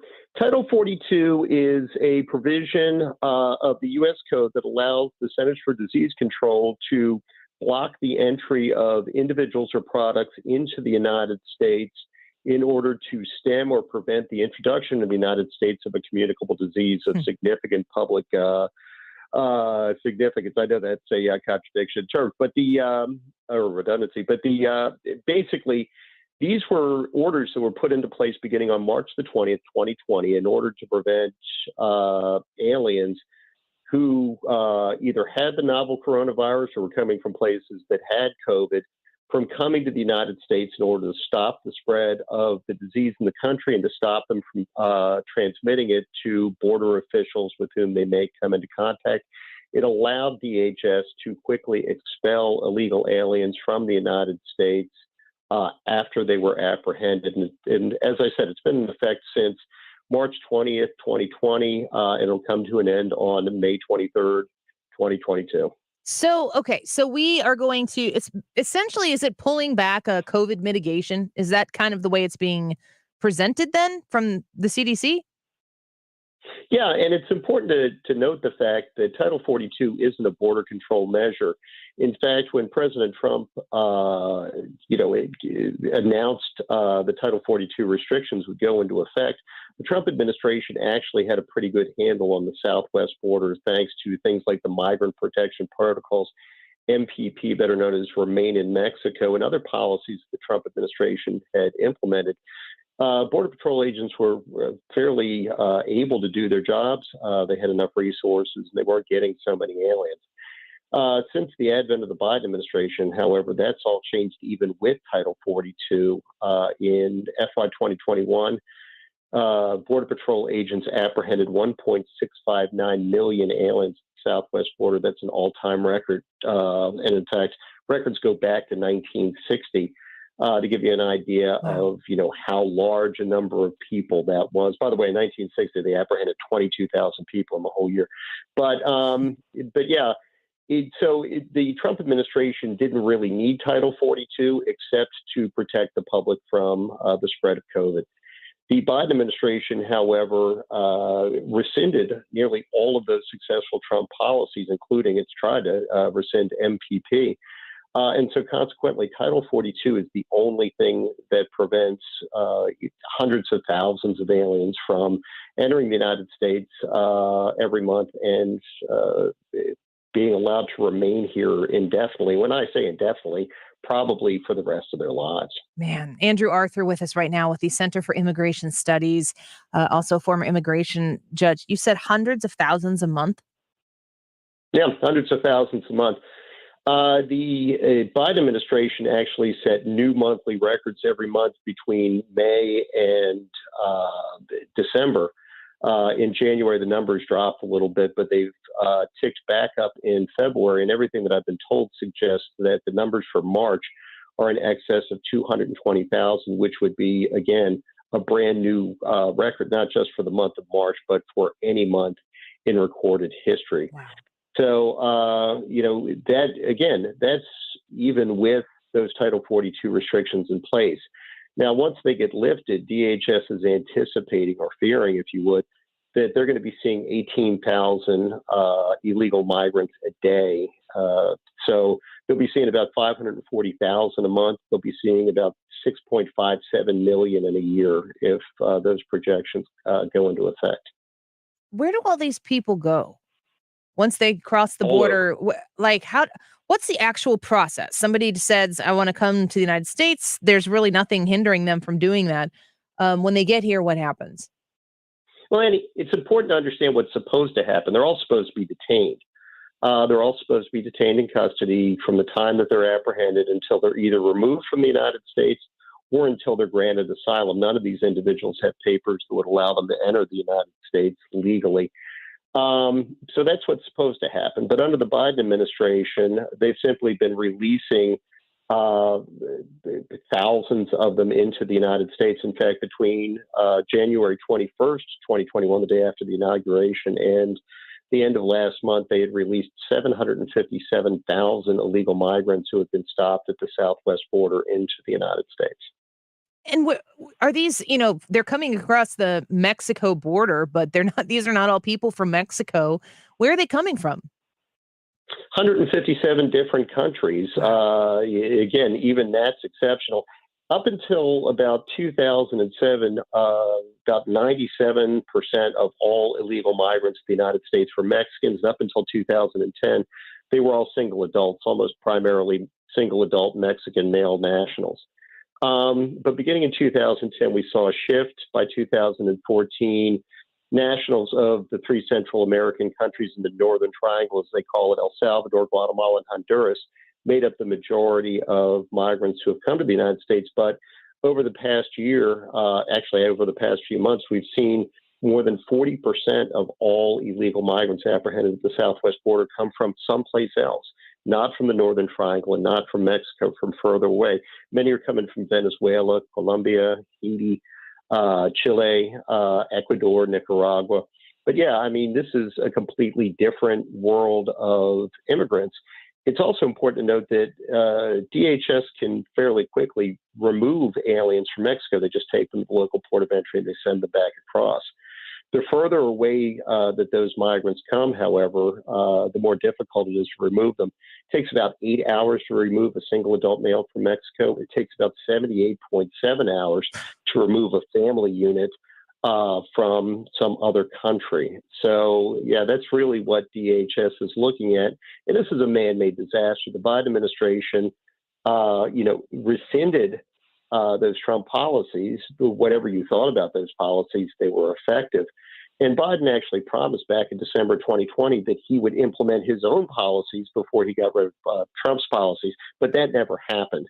So Title 42 really is the only thing that's holding back an onslaught of migrants entering the United States and flowing through this country. Again, 6.57 million people is the outward projection that DHS is anticipating. They just don't have detention space. So either the president's going to change the policy or we're going to get a whole lot more people in this country. So, well, we're speaking with Andrew Arthur with the Center for Immigration Studies. You're a resident fellow in law and policy, a former immigration judge. Does the president of the United States have a constitutional obligation to secure our border? Oh, yeah. The Take Care Clause of the Constitution requires the president to enforce the laws of the United States. And that includes the detention provision that I talked about earlier, and requires him to enforce the law. And this is one of those things that's really been lost in the border story.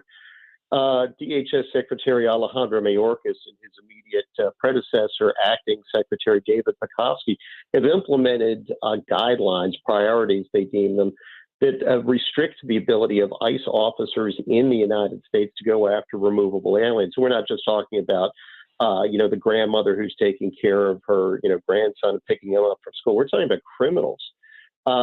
These restrictions are in place that have been implemented by the Biden administration to prevent ICE from arresting certain criminal aliens in the United States. But the president also has an obligation, as does the secretary, to provide what's called operational control of the southwest border. And that was actually in a bill that Senator Biden voted for, the Secure Fence Act of 2006. But the DHS is, and again, I'm not talking about the line agents.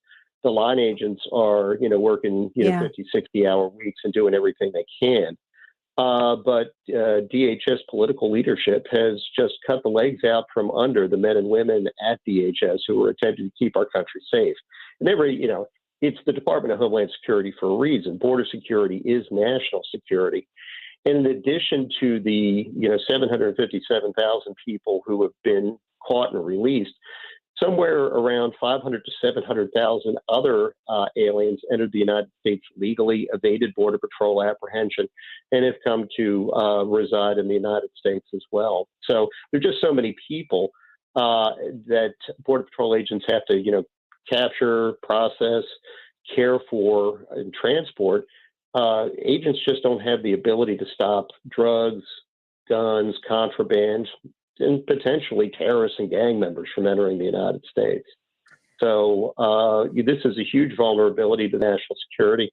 I was former staff director for Ron DeSantis on the National Security Subcommittee at House Oversight. So this is a subject that I've dealt with for decades, and I've never seen vulnerabilities this big. I mean, I'm probably out over my skis here, but Article 4, Section 4 talks about protection from invasion. the United States. And if the president of the United States, like, it seems to me, if you're going to boil down his supreme responsibilities, it's to protect us from an invasion. Would you go as far to say what's taking place on the southern border is an invasion? Well, because I'm also a lawyer, I wouldn't term it an invasion under Article 4, Section 4. But what I would view it as is a dereliction of duty on behalf of any number of people in the executive branch to actually ensure that the border is secure and that the American people are safe. The safety of the American people is the first and foremost responsibility of the federal government. Here's the worst part, Annie. Back in 2014, the Supreme Court, in a case called Arizona versus United States, ruled that the states don't have the ability to enforce the immigration laws themselves. They can have delegated authority, but by and large, they don't have the ability to stop people from coming into their states. Now, down in Texas and in Arizona, we've seen programs that have been put in place where, state troopers and other government officials, other government officers have gone down there to pitch in and help out. But again, Border Patrol is so overwhelmed, even if Texas state troopers, who I was embedded with back in August, apprehend people, they turn them over to Border Patrol, and Border Patrol is probably just going to let them go. So, this is, we're not even talking about, the Constitution. We're talking about the fundamental duty of government, and it's just not being carried out. Well, Andrew Arthur, as you said, you're a former immigration judge, a lawyer, and a resident fellow in law and policy for the Center for Immigration Studies. You said it's dereliction of duty. I've seen the previous president get impeached 2 times for what seems to me to be incredibly less of an offense to the American people and the government with which he was to be leading. Is it arguable that his responsibility here, and I'll even go as far to say that the vice president who was put in charge of this responsibility by this administration, that their dereliction of duty is an impeachable offense? Yeah, and there's definitely going to be a lot of momentum in the 118th Congress, the one that'll sit starting in January of 2023, to impeach the president, to impeach Secretary Mayorkas on these grounds. And I think that there are a lot of that assumes that Republicans take one or both chambers in the U.S. Congress, but. This is one of those situations where the house is on fire. We just need to put the fire out. We can apportion blame. We can, point fingers. We can decide what steps we're going to take in the future. But, at the point at which if we were to have 12,000 illegal migrants a day, there would be no border. There just wouldn't be any border security. There'd be nothing that would stop, guns or anything else from, traveling back and forth across the border. If we get to 18,000 people a day, and I've written about this, there's just no country anymore. There are no borders. There is no enforcement anymore. And so, we're looking at a really, really serious situation. But yes, I think that depending on the makeup of the 118th Congress, there's going to be a whole lot of pressure on, Kevin McCarthy and on Mitch McConnell to, consider impeaching the president, the vice president, various other people. Now, again, we need to, we have really immediate needs that we have to take care of. So, we can't wait until January. And again, I'm not a political guy, so I can't really answer that. But, I can tell you that people in this country, including, from the White House down, need to get serious about what we're looking at and the dangers that this poses to the American people. Andrew, so regardless of the wisdom of going forward with it or not, or the political ramifications of going forward with it or not, do you believe that the administration has their dereliction of duty here has resulted in considerable impeachable offenses? I'm an immigration guy. I'm not an impeachment expert. Generally, impeachment is meant for high crimes and misdemeanors. This is one of those situations, Annie, that's probably going to be better dealt with by the courts. In fact, we've seen Texas and a number of other states, Arizona, Ohio, Missouri, have filed lawsuits against the federal government. They've been successful in, forcing the Biden administration to do things like implementing Remain in Mexico and in arresting criminal aliens in the United States, in removing removable aliens. One of the first things that Joe Biden did when he took office was to put a 100-day moratorium on all removals from the United States. And it didn't take long for a judge in Texas to lift that. So again, this is one of those situations. This is, such an emergent issue, such an existential threat to the United States. We just, we can apportion blame and, throw mud later. Right now, we just need to fix the problem. Yeah, I like what you said. The house is on fire and we need to take care of it. I feel like the house is on fire and the president's lighting a cigarette, but that's my opinion. So let's talk to you again, Andrew, because I know it's going to continue to progress here. There doesn't seem to be a lot of things that are being put in place to make this situation better. And we love your legal expertise and your straight shooting there. And we appreciate your time on the show with us today. Thank you so much. Yep, we look forward to doing it again. Resident fellow in law and policy for the Center for Immigration Studies, former immigration judge Andrew Arthur. You get that vibe, like the house is on fire, yeah, but President Biden's sitting in the lazy boy, just lighting up a cigarette. It's just like, what are you doing? It's that meme of the dog sitting at the table with the fire all around saying, exactly, this is fine. This is fine. Yep, it's not fine. Let's take a quick break. I'll get back to the Annie Frey YouTube live chat poll. Will Elon Musk successfully alter the way Twitter operates? We haven't gotten to this story yet today because we've had such a packed show so far, but I was like exploding with glee. Brad sent me this story this morning and I'm like, don't you lie to me, Brad. Don't send me this stuff. Is this real?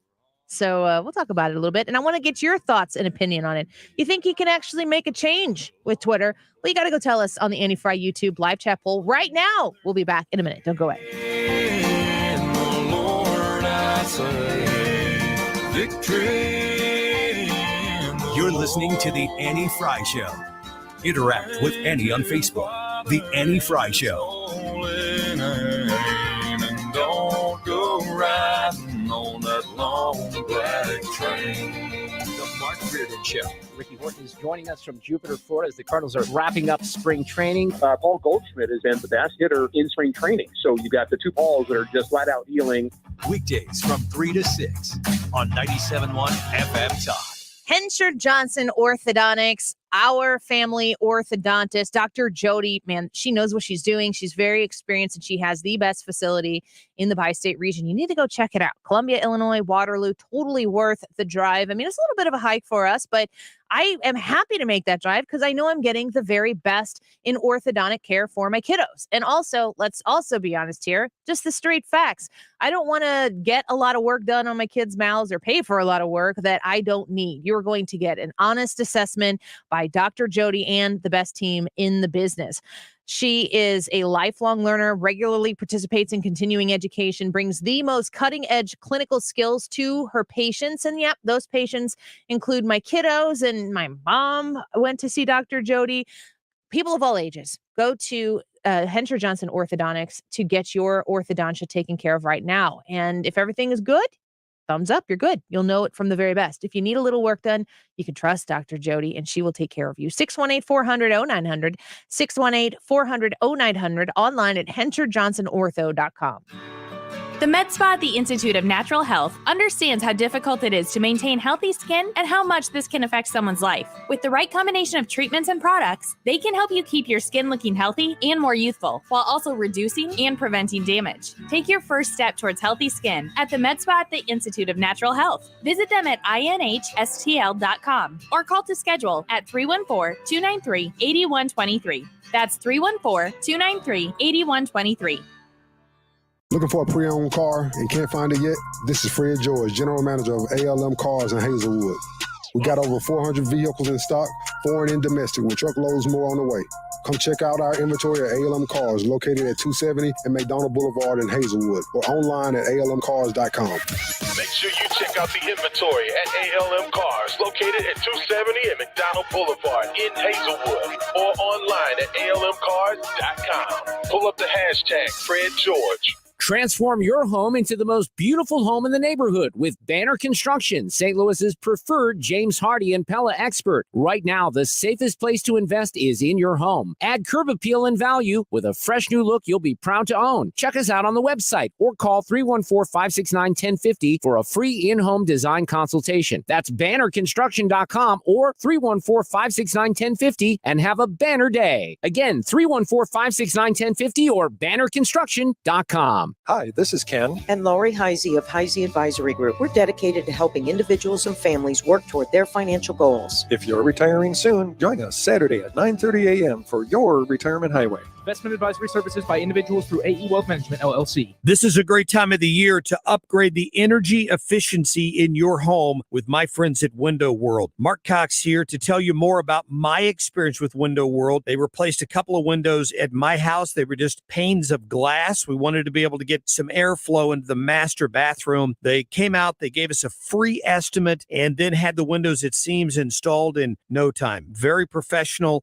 Lifetime warranty I get, and you get an extra double strength glass on their replacement windows that's not common. So you're getting a great price, simply the best for less. They do front entry doors, rear entry doors if you're looking to replace that back door or sliding glass door in your home. They've got a great selection at Window World. They're also right now offering 18 months, same as cash financing, of course, with approved credit. The preferred window of the St. Louis Blues, 314-993-1800, windowworld.com. You're listening to the Annie Frey Show live from the Air Comfort Service Heating and Cooling Studios. Get in your comfort zone with a new HVAC system. Double carrier cool cash rebates for a total of $143 are available on qualifying new HVAC systems. For details, visit aircomfortservice.com. Bringing you up-to-the-minute traffic like nobody else. Sue Thomas and Dependable Traffic. Driven by Ambassador Midwest Floor Company. The best way to deal with in-home traffic. Experience more at Ambassador Midwest Floor.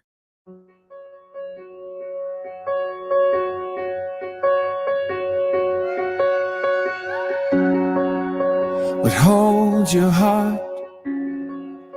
What stirs your soul? What matters comes to mind. The cares you keep, the thoughts you think, it's not all wasted time. This is the Annie Frey Show. Follow Annie on Twitter at Annie Frey Show. Joy still comes in the morning. Hope still walks with the hurting. If you're still alive and breathing, praise the Welcome back to the Annie Frey Show. Quite a full show for you today. We've talked with Blaine Wilhour of the Illinois State House. He is a Republican from Southern Illinois. And we talked to Jim Carafano. Very interesting conversation about Russia, Ukraine, and Putin. And we just got done speaking with the Center for Immigration Studies, Andrew Arthur, about what's taking place at the southern border. You know, we had that conversation, Brad, I don't know, it was months ago, where Ted Cruz had broached the subject of impeaching Joe Biden over his abdication of duties at the southern border. And I keep thinking about it, and I keep thinking, yeah, I actually think that impeaching Joe Biden for this and whomever else is associated with dereliction of duty, like we just heard from Andrew Arthur, would be disadvantageous to the Republican Party. I think it would be politically perilous for the Republican Party, but good for the country.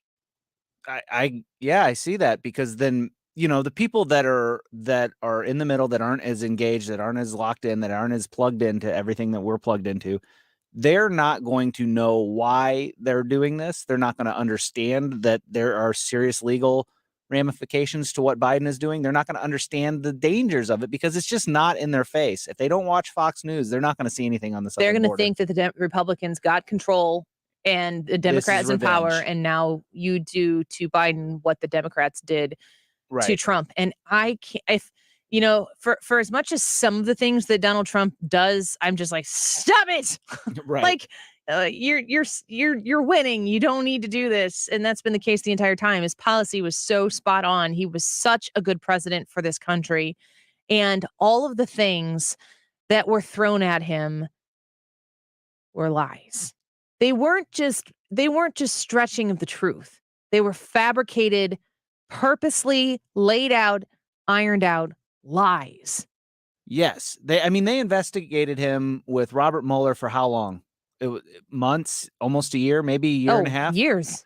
They had that investigation, and it took him a year and a half or whatever it was that he was being investigated for. And it all comes out that it was all a lie. Like it was all a fabrication of the Clinton campaign.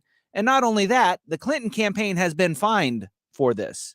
So this is how wrong it was. And they took it that far for no other reason other than politics. It's still under investigation. The Durham probe is still looking into what that all entailed and how widespread whatever it is that we,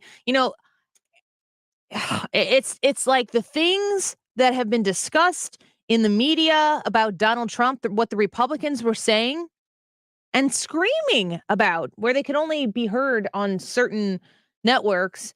And the other side, good grief, how many times do they talk about collusion? How many times? None of it's true. None of it's true. And you could still, somebody just retweeted something here and it was in my feed and it referred to the Trump P tapes. That wasn't true. And what we are dealing with in our country right now, the post-Trump world, which you guys just keep it up the way it is right now. It's going to not be a post-Trump world pretty soon. It's going to end up being a current Trump world if you want to continue this way. It's of your own making.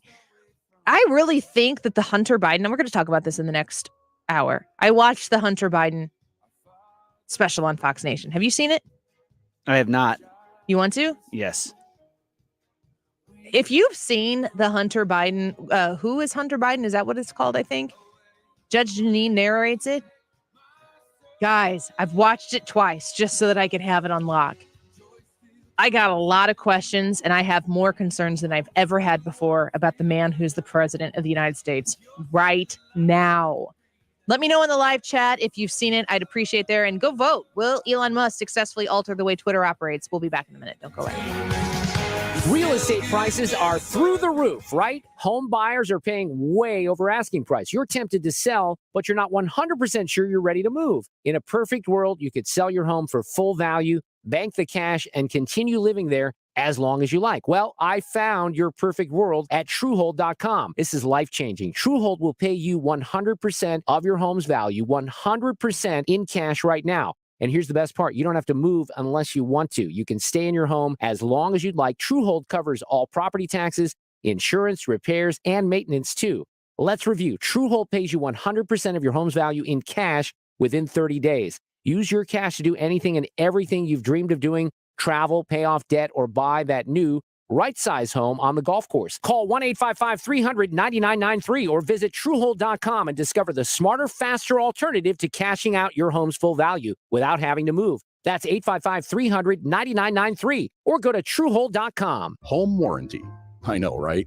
Buying coverage for appliances, your heater and AC, etc. from a company that hopes you never, ever have a claim or call.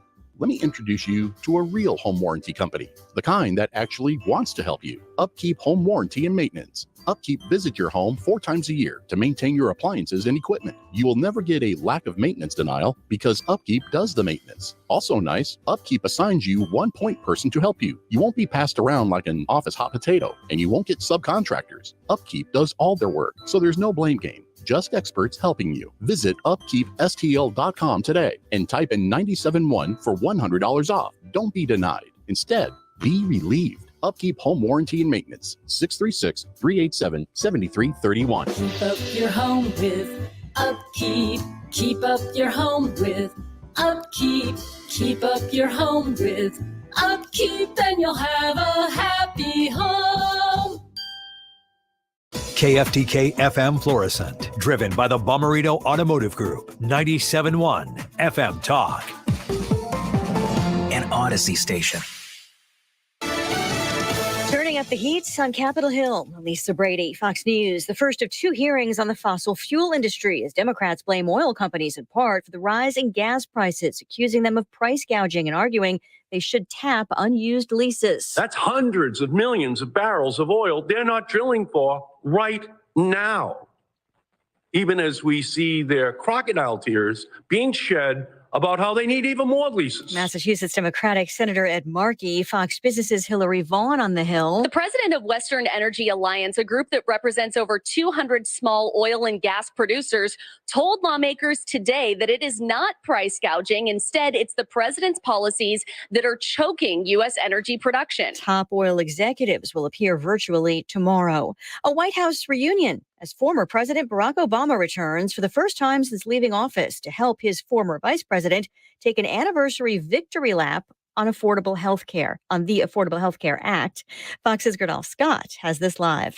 Lisa, the ACA's author, former President Obama, praised President Biden for taking that next step. To fix a glitch in the regulations that will lower premiums for nearly 1 million people who need it. President Biden says that glitch kept individuals seeking coverage from insuring their entire families. Starting next year, working families in America will get the help they need to afford full family coverage. It must go through a rules process with Republicans who want to end the ACA, but it could open that act up for millions more to sign up, Lisa.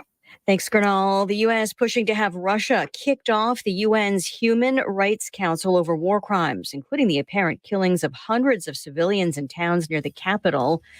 The president of Ukraine addressing the council today.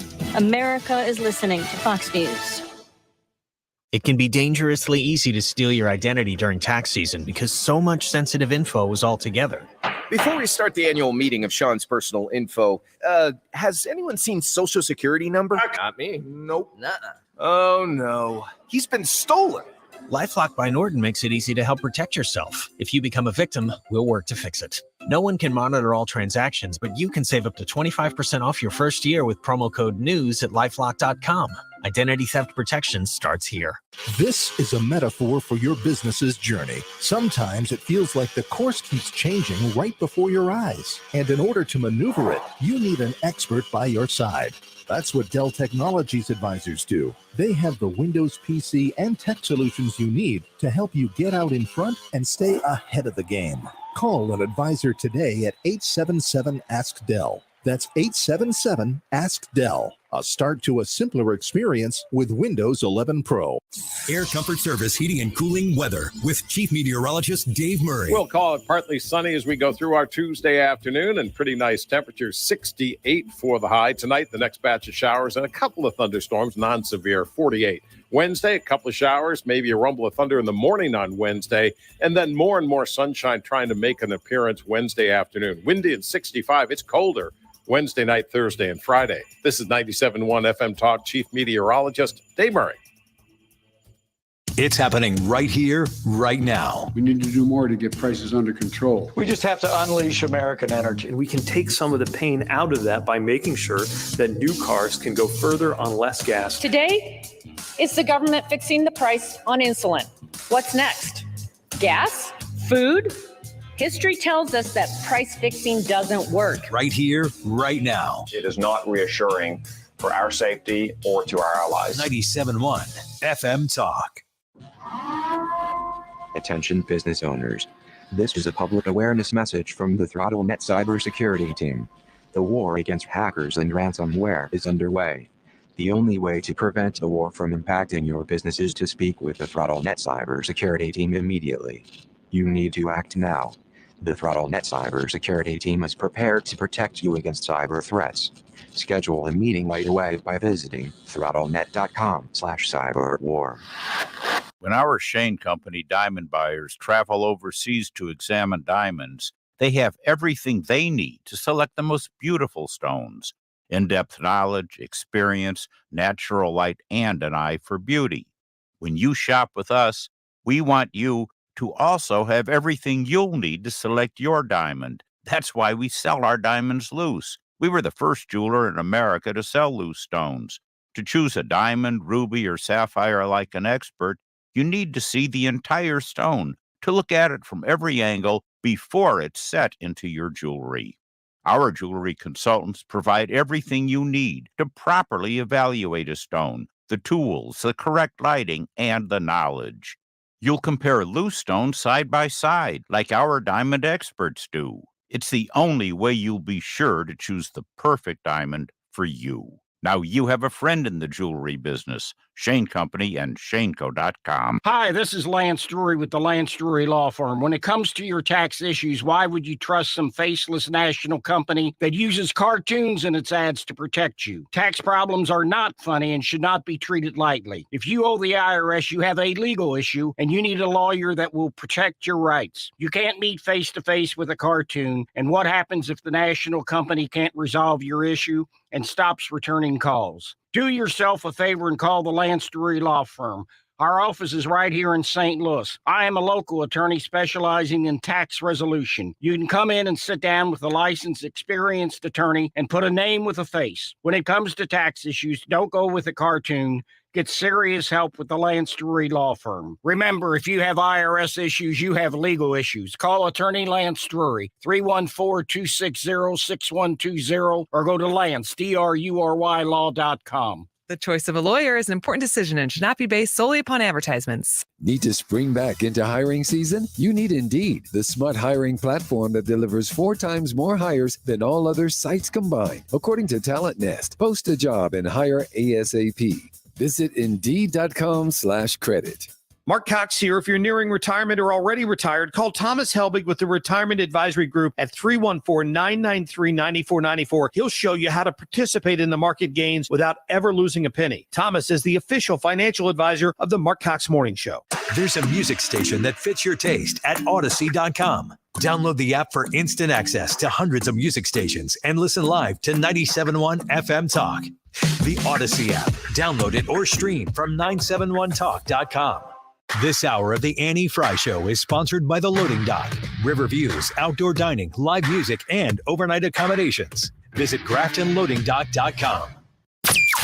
That is exactly what I needed to hear. Thank God someone here knows what they're talking about. That's us.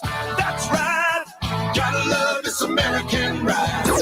Right, you need to take the time and get the full picture. Come on, turn the radio on. It's Saturday and I won't be long. Don't get me wrong, I love the ladies. I mean, they rev my engine, but they don't belong in the newsroom. It is Anchor Man, not Anchor Lady. What do you want from me? I'm not America's sweetheart. Goodness sake, kid. Keep your voice down. Your father's listening to the radio. I'm not America's sweetheart. This is the Annie Frey Show. I think it is tough in large part because they won't talk about it. Yeah. And when they are asked at the briefing, then the spokesperson, either Jen Psaki or last week Kate Bedingfield, refer to Hunter Biden's lawyers. But I think it's safe to assume it's a headache. And it's not a headache that they're dying to have to deal with right now, as several months from now we go into the midterm elections. That's the AP talking about the Hunter Biden situation. Biden family business dealings is a headache for the administration. Well, who could have possibly seen that coming? Greg Gutfeld covered this a little bit last night. Here's what he thinks about the situation. You said slow walk. I think it's a fast walk. I think that Joe is not going to be there for 2024, right? So and they're going to tell him that he's got to go back to home. But the trade-off is that he gets to pardon Hunter. So that's what I think they're going to fast walk it. This is what you would call a conspiracy. Shh, everybody. But they're going to fast walk it so that they can pardon him and then Joe leave. He didn't do that right at all. Right before you say the conspiracy that you believe in, you're supposed to say, I'm not a conspiracy theorist, but. Yeah, he just said it. He just laid it out there. He didn't give you a warning ahead of time. Who pardons Joe Biden? Because I think what he's saying there is that they're coming to an agreement ahead of time that if you leave willingly, then the DOJ or the FBI or whoever is investigating this just won't come after you. Well, they can't make that commitment for good. They can only make that commitment for while they have the authority to do so, and while they're in the position to do so. And Lord knows that's not going to last very long. Yeah, but how long would they have to slow walk it before they don't have to worry about Joe Biden being prosecuted anymore? That's so probably right, but mean. It is mean, but let's be honest. What are you saying? Be more clear. I'm saying Joe Biden is really old. Talk down to me. And life happens. Oh. And it runs out. What about this? What about this? Obviously, Kamala Harris becomes the beneficiary of this. What if he agrees with her to get a pardon ahead of time? I'll step down if you give me a pardon. She would so lie. Sure, I'll do that. Sure, I'll do it. Yeah. I'll do that. I'll do that. First thing, as soon as you sign those papers, sign here, here, here, here. Yeah. I watched the Hunter Biden special on Fox Nation. Have you watched it? No. Oh my gosh, boys! Did I just misgender either of you? Men? No, I am a boy. Men? I'm a boy, but my He's a mom big boy. won't admit it.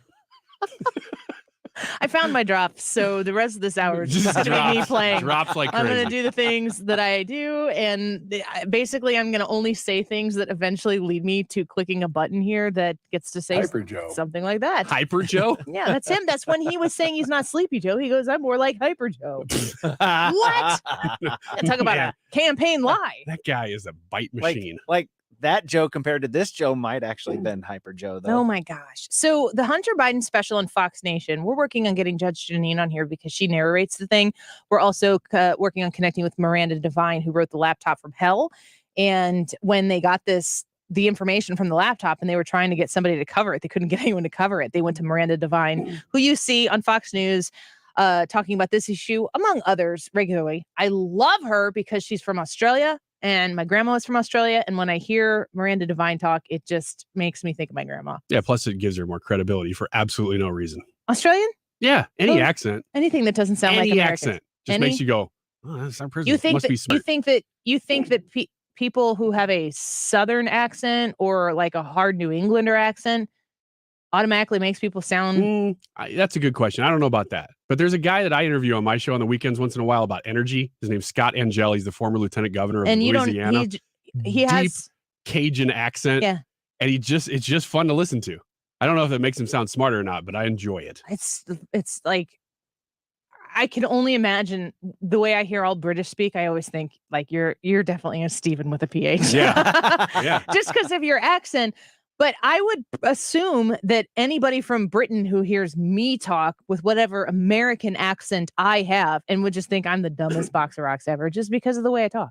What about Cockney? What about that style We don't talk like that here. of British? That's like I think that there's proper Queen's English British. Stop. Brad, do you know how to delineate different types of English accents? Yeah. I do not. So Yeah. you guys can. Can you do Cockney?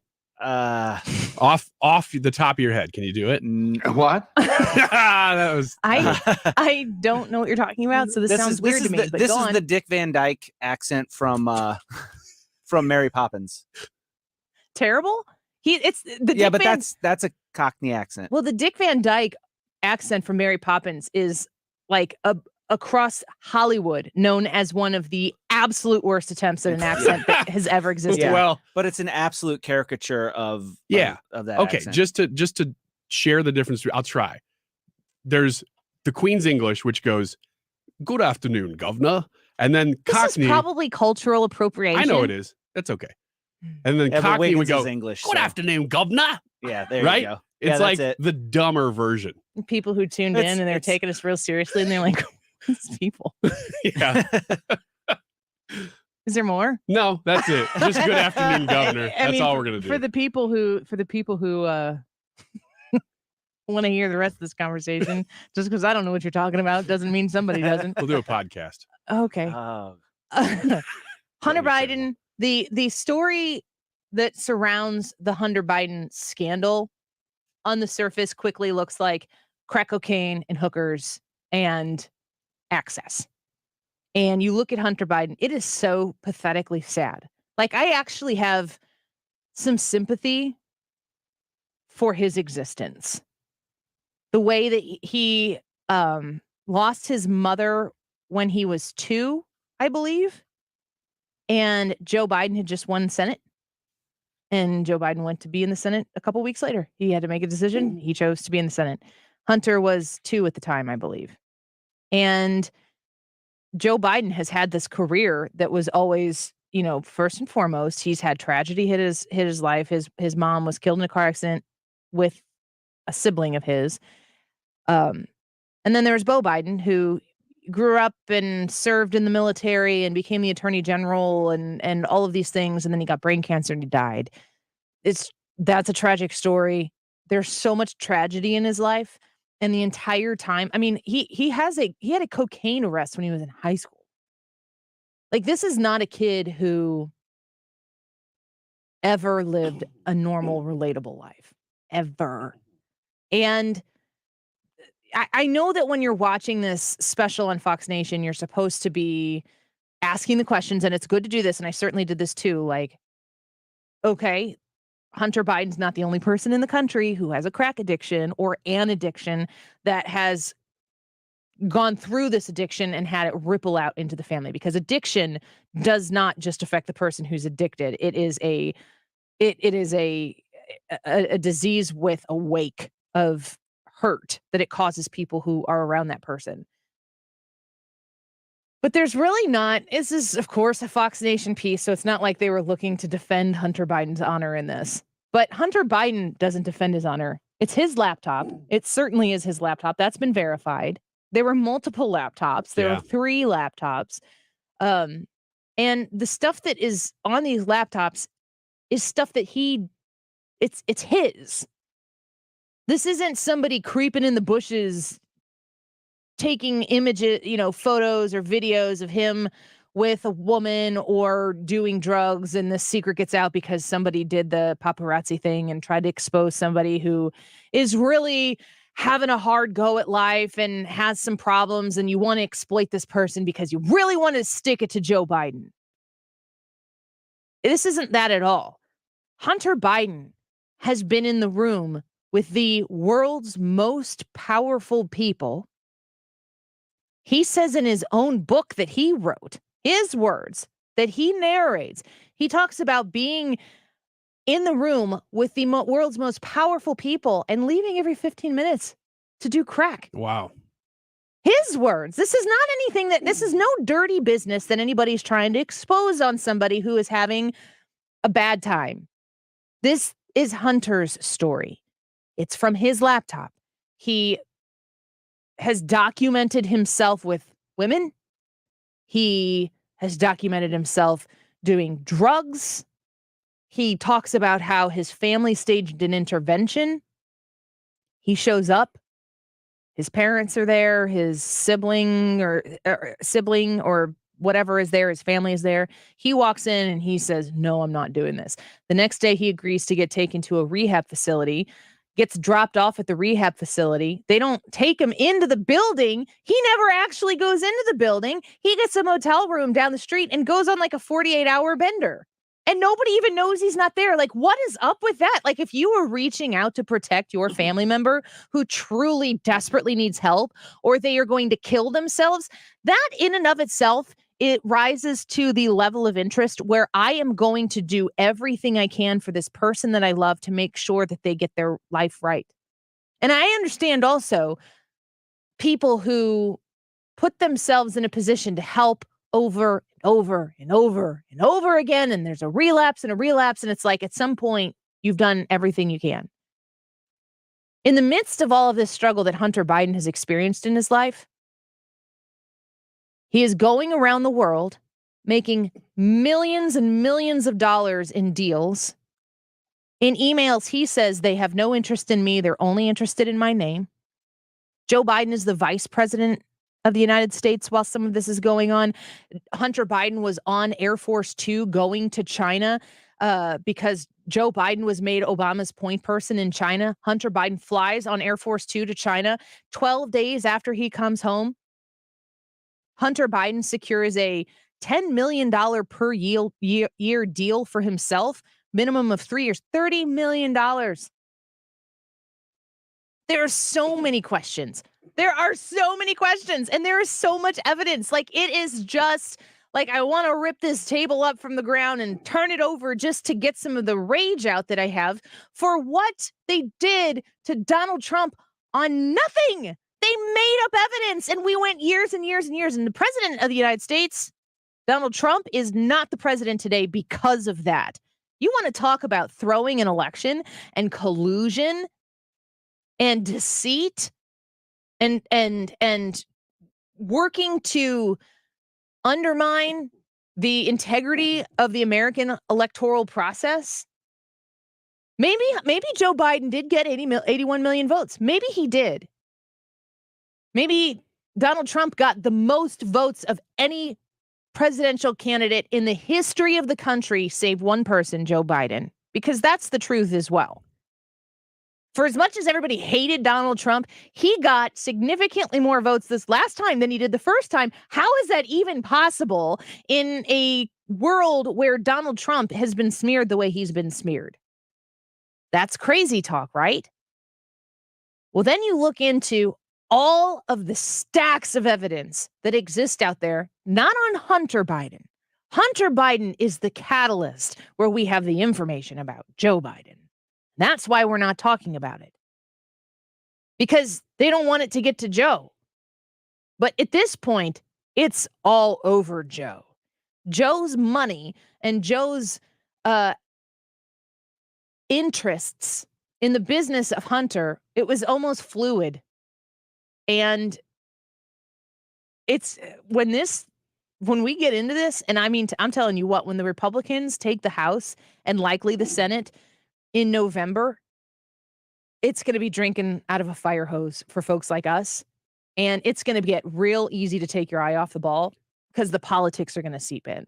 Real quick, do you think that this might happen before that so that Joe Biden will get friendly treatment from Congress? You think that they might expedite this so that Republicans don't have control when it happens? What would they?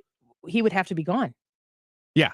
They would remove him before the midterms. Greg Gutfeld's point here is that the legal process is going to be sped up so fast that Hunter Biden could be charged with something so that Joe Biden would be in a position to pardon him. But I'm telling you this right now. If Hunter Biden is in trouble, Joe Biden is in trouble. I hope so. Because the deals that were being made are inseparable. And this is just what we have been given in the public. This isn't the entire, and too many people have the contents of this laptop for that truth to not come out. And I'm not happy about it because the world is on fire right now. Our southern border, as Andrew Arthur from Center for Immigration Studies said, the house is on fire right now. Because I asked him about impeachment, and he hears that as a political, like, are we going to get the Democrat back? That's not why I was asking it, but I understand why he hears it that way, because that's the way the conversation has always been had. When you said months ago, if the Republicans take Congress, should they impeach the president? I immediately said, no, don't do it. And you said Ted Cruz says they should, based on his abdication of his responsibilities at the southern border. And I said, okay, let me consider that. And I still think about it. As I said to Brad, and Brian, I want you to tell me what you think about this when we come back. I think that we should impeach Joe Biden and anybody else who has been derelict in their duties to protect our southern border, because I honestly feel like that's the only way we are going to fix the southern border. Is there another way? Is there a way that the Democrats are going to step in here and say, we're going to do this. We understand this is a problem. We need to do something right now. And these are all the things we can do. Because if the Democrats want to get on board, the Republicans are going to be on board for anything. They're clinging to Title 42 right now because it's the only thing they got. It's really hard for me to advocate for keeping Title 42 in place, which is a COVID mitigation, while I'm like, get rid of the COVID mitigations. And please don't let people from 157 countries flood the southern border while I still got a mask on a stupid plane. How dumb is that? Like, let's be consistent here. Title 42 shouldn't have to be in place. Is our only way to stop the flood of illegal immigrants across our southern border. Our southern defense system shouldn't just be a COVID mitigation. We should actually be following the laws that are in place and enforcing them so that the people who come in here come in the way we say that they're allowed to come in here. Regardless, what I want you to answer when we come back is, Should we impeach him? And like I said earlier, I think that if we impeach him, it might be the right thing for the country and the worst thing for the Republican Party. You give me your reaction to that when we come back, Ryan. And you online, let us know what you think in the live chat. Also, that live chat poll, which we would love for you to vote in.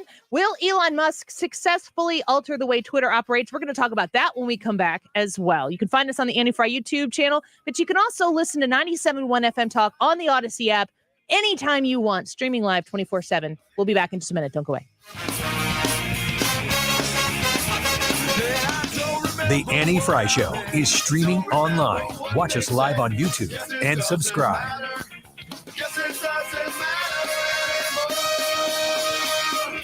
You're gonna go to the record store. You're gonna give them all your money. Radio plays what they want you to hear. Tell me it's cool. I just don't believe it. Sell out with me, oh yeah. 97.1 FM Talk. Uncensored discussion that's free in more ways than one. This is where St. Louis comes to talk. 97.1 FM Talk. Right here, right now. Lakeside Renovation and Design.com, the website where you can go read reviews and see examples of the beautiful transformations that Lakeside Renovation and Design have been doing in homes all around the St. Louis bi-state region. Your home renovation inside your house, outside your house, in the basement of your house, that finished basement you've been longing for. Just give Lakeside Renovation and Design a call, and they are going to set you up with the very best. A lifetime workmanship warranty on top of manufacturer's warranty that they're going to deliver to you because they are super confident, A, in their ability to do the job the right time, and B, in making sure that you have the customer satisfaction that your investment deserves. You can call them at 636-978-5000, 636-978-5000, and talk to them about your project. You can ask them about their 0% financing options that they have as well that are going to help make your project easier to afford. Reach out to them online for your project at lakesiderenovationanddesign.com. Finding great candidates to hire can be like, well, trying to find a needle in a haystack. Sure, you can post your job to some job board, but then all you can do is hope the right person comes along, which is why you should try ZipRecruiter for free at ZipRecruiter.com/radio. ZipRecruiter doesn't depend on candidates finding you. It finds them for you. Its powerful technology identifies people with the right experience and actively invites them to apply to your job. You get qualified candidates fast. So while other companies might deliver a lot of hay, ZipRecruiter finds you what you're looking for. The needle in the haystack. See why 4 out of 5 employers who post a job on ZipRecruiter get a quality candidate within the first day. ZipRecruiter, the smartest way to hire. And right now, you can try ZipRecruiter for free. That's right, free at ZipRecruiter.com/radio. That's ZipRecruiter.com/radio. ZipRecruiter.com/radio. Find podcasts for your passions on Odyssey. Like the documentary series Love Thy Neighbor about the 1991 Crown Heights riots. It was an accident which other people used as an excuse to murder one member of our community. Or The 11th. Bringing you true, unexpected stories. And experience the new podcast movie thriller Ghostwriter. Starring Kate Mara and Adam Scott. Maybe it's not a whodunit. If we know who the killer is all along, the real mystery is why. Find all the podcasts that matter to you in a universe of audio. Odyssey. The Fed has raised rates. But there's still time to lock in Golden Oak Lending's low 3.75% rate. I'm James Hawkins, president of Golden Oak. With home values at all-time highs and our low rates, you can pull more cash out of your home. Call 314-567-GOLD today. Golden Oak Landing, cured my blues. NMLS 114937, 3.75% fixed, 4.88% APR. FHA 15-year mortgage with 20% equity and approved credit. Imagine what a new coat of paint can do for the interior of your home this spring. This is Mark Reardon for CertaPro Painters, and CertaPro can get it done for you. I've depended on the pros from CertaPro for more than a decade now. They painted room after room, and one of the reasons I keep hiring them is because they simply knock it out of the park, and I don't have to do the work. Each CertaPro Painters business is independently owned and operated. Transform your home or business this spring with the help of CertaPro. Get started with a free estimate at CertaPro.com. That's Certa with a C. CertaPro Painters, proven and trusted experts in painting. It's a no-brainer why you should get CarShield. They make it easy and affordable to protect your car from expensive repairs. Mark Cox here. CarShield offers protection plans for around $100 a month and covers more parts than ever before. When you need a repair, you choose the mechanic. CarShield's administrators handle the rest. No paperwork or headaches. Plans through CarShield include coast-to-coast roadside assistance, rental cars, trip reimbursement at no extra cost. CarShield has helped millions of drivers. That's why they're America's #1 car protection company. Lock in your price today. It'll never go up. As long as you own your car, no matter how old it is, you're protected from the rising cost of parts or repairs. Go to carshield.com/Cox or call 800-391-8888 to save 10% on your plan and lock in your pricing forever. That's carshield.com/Cox to save 10%. A deductible may apply. Wealth-changing question. Is your investment portfolio really customized? Some advisors say they customize portfolios, but all they really do is ask you a few questions, then put all your money in a model portfolio. At Creative Planning, each of our private wealth management clients' portfolios is unique. Your investment mix will be based on your custom financial plan. If that's not how your money's managed, you aren't getting the customization you deserve. Book your free meeting today at creativeplanning.com. Creative Planning, a richer way to wealth.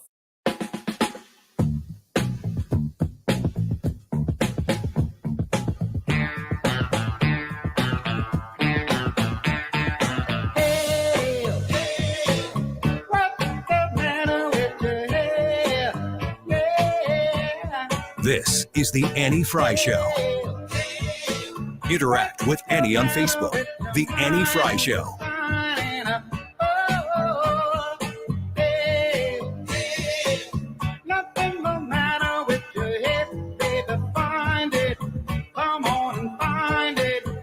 Welcome back to the Annie Frey Show. So the Annie Frey YouTube live chat poll, will Elon Musk successfully alter the way Twitter functions? We've got over 100 votes right there. Get yours in because Hannah's going to come in here in the last segment and tell us how that breaks down. And I feel like I say this every day. I'm kind of surprised by the results. I don't know what I expect to have happen, but and I will tell you this.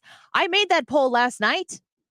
And then this morning, it's like, Elon Musk is on the Twitter board. I'm like, God, I hope that doesn't really like screw the whole poll. But will Elon Musk successfully alter the way Twitter functions? It almost became a better poll because of the news this morning. So, like, how much will he affect it is the question. Is he going to go there? Is he going to sell out? Is he going to like? Is Donald Trump going to be back on Twitter? That's the big one, right? If that happens, you'll know. Because what I've heard people say, I think Scott Adams, the Dilbert guy, said this. As soon as he starts getting his teeth into the algorithm for Twitter, then everything's going to change. Until then, nothing's really going to change for the everyday user. I saw somebody say that the reason Elon Musk is on the board is because that was kind of like a ransom the board paid. Keep your friends close. In the agreement, they said that he wouldn't purchase more than 14.9% of the company. Is that real? Is that a fact? That's what I've seen. I can't confirm it, but that's just an interesting... I need to know if that's a fact or not first. That seems like a weird trade for Elon Musk to make. Yeah. Because I think the price has risen so much in the last few days on that news that I actually expected he could just be doing a pump and dump. That's another thing that I sell it off, but then also wait for it to drop again and buy more. And he could get maybe up to 15%. Jack tweeted 6 hours. Jack tweeted 6 hours ago, I'm really happy Elon is joining the Twitter board. He cares deeply about our world and Twitter's role in it. Is it Parag? Is that how you say the current CEO? And Elon both lead with their hearts, and they will be an incredible team. Why is it that all of a sudden dissenting opinions are like, this will be good? Because Parag tweeted out that earlier. He's like, he's passionately critical, that Elon's passionately critical about Twitter, and that's why it'll be good. And I'm like, guys, stop. We got to stop talking about this. This is the next segment. Okay. That's not what we're talking about right now. We got out of hand. Rein it in. Bring it back. Write your notes down because you're going to forget your thoughts. I'm not going to forget my thoughts. I will not. I will not. If you could hear eye rolls on the radio, you'd have heard that one. Impeaching Joe Biden for his dereliction of duty. Andrew Arthur said that, who is the resident fellow in law and policy for the Center for Immigration Studies, said that you could definitely say he's been derelict in duty on his responsibilities in the southern border. Is impeaching Joe Biden good for the country, and how would it fare for the Republican Party? Because they'd be the ones doing it.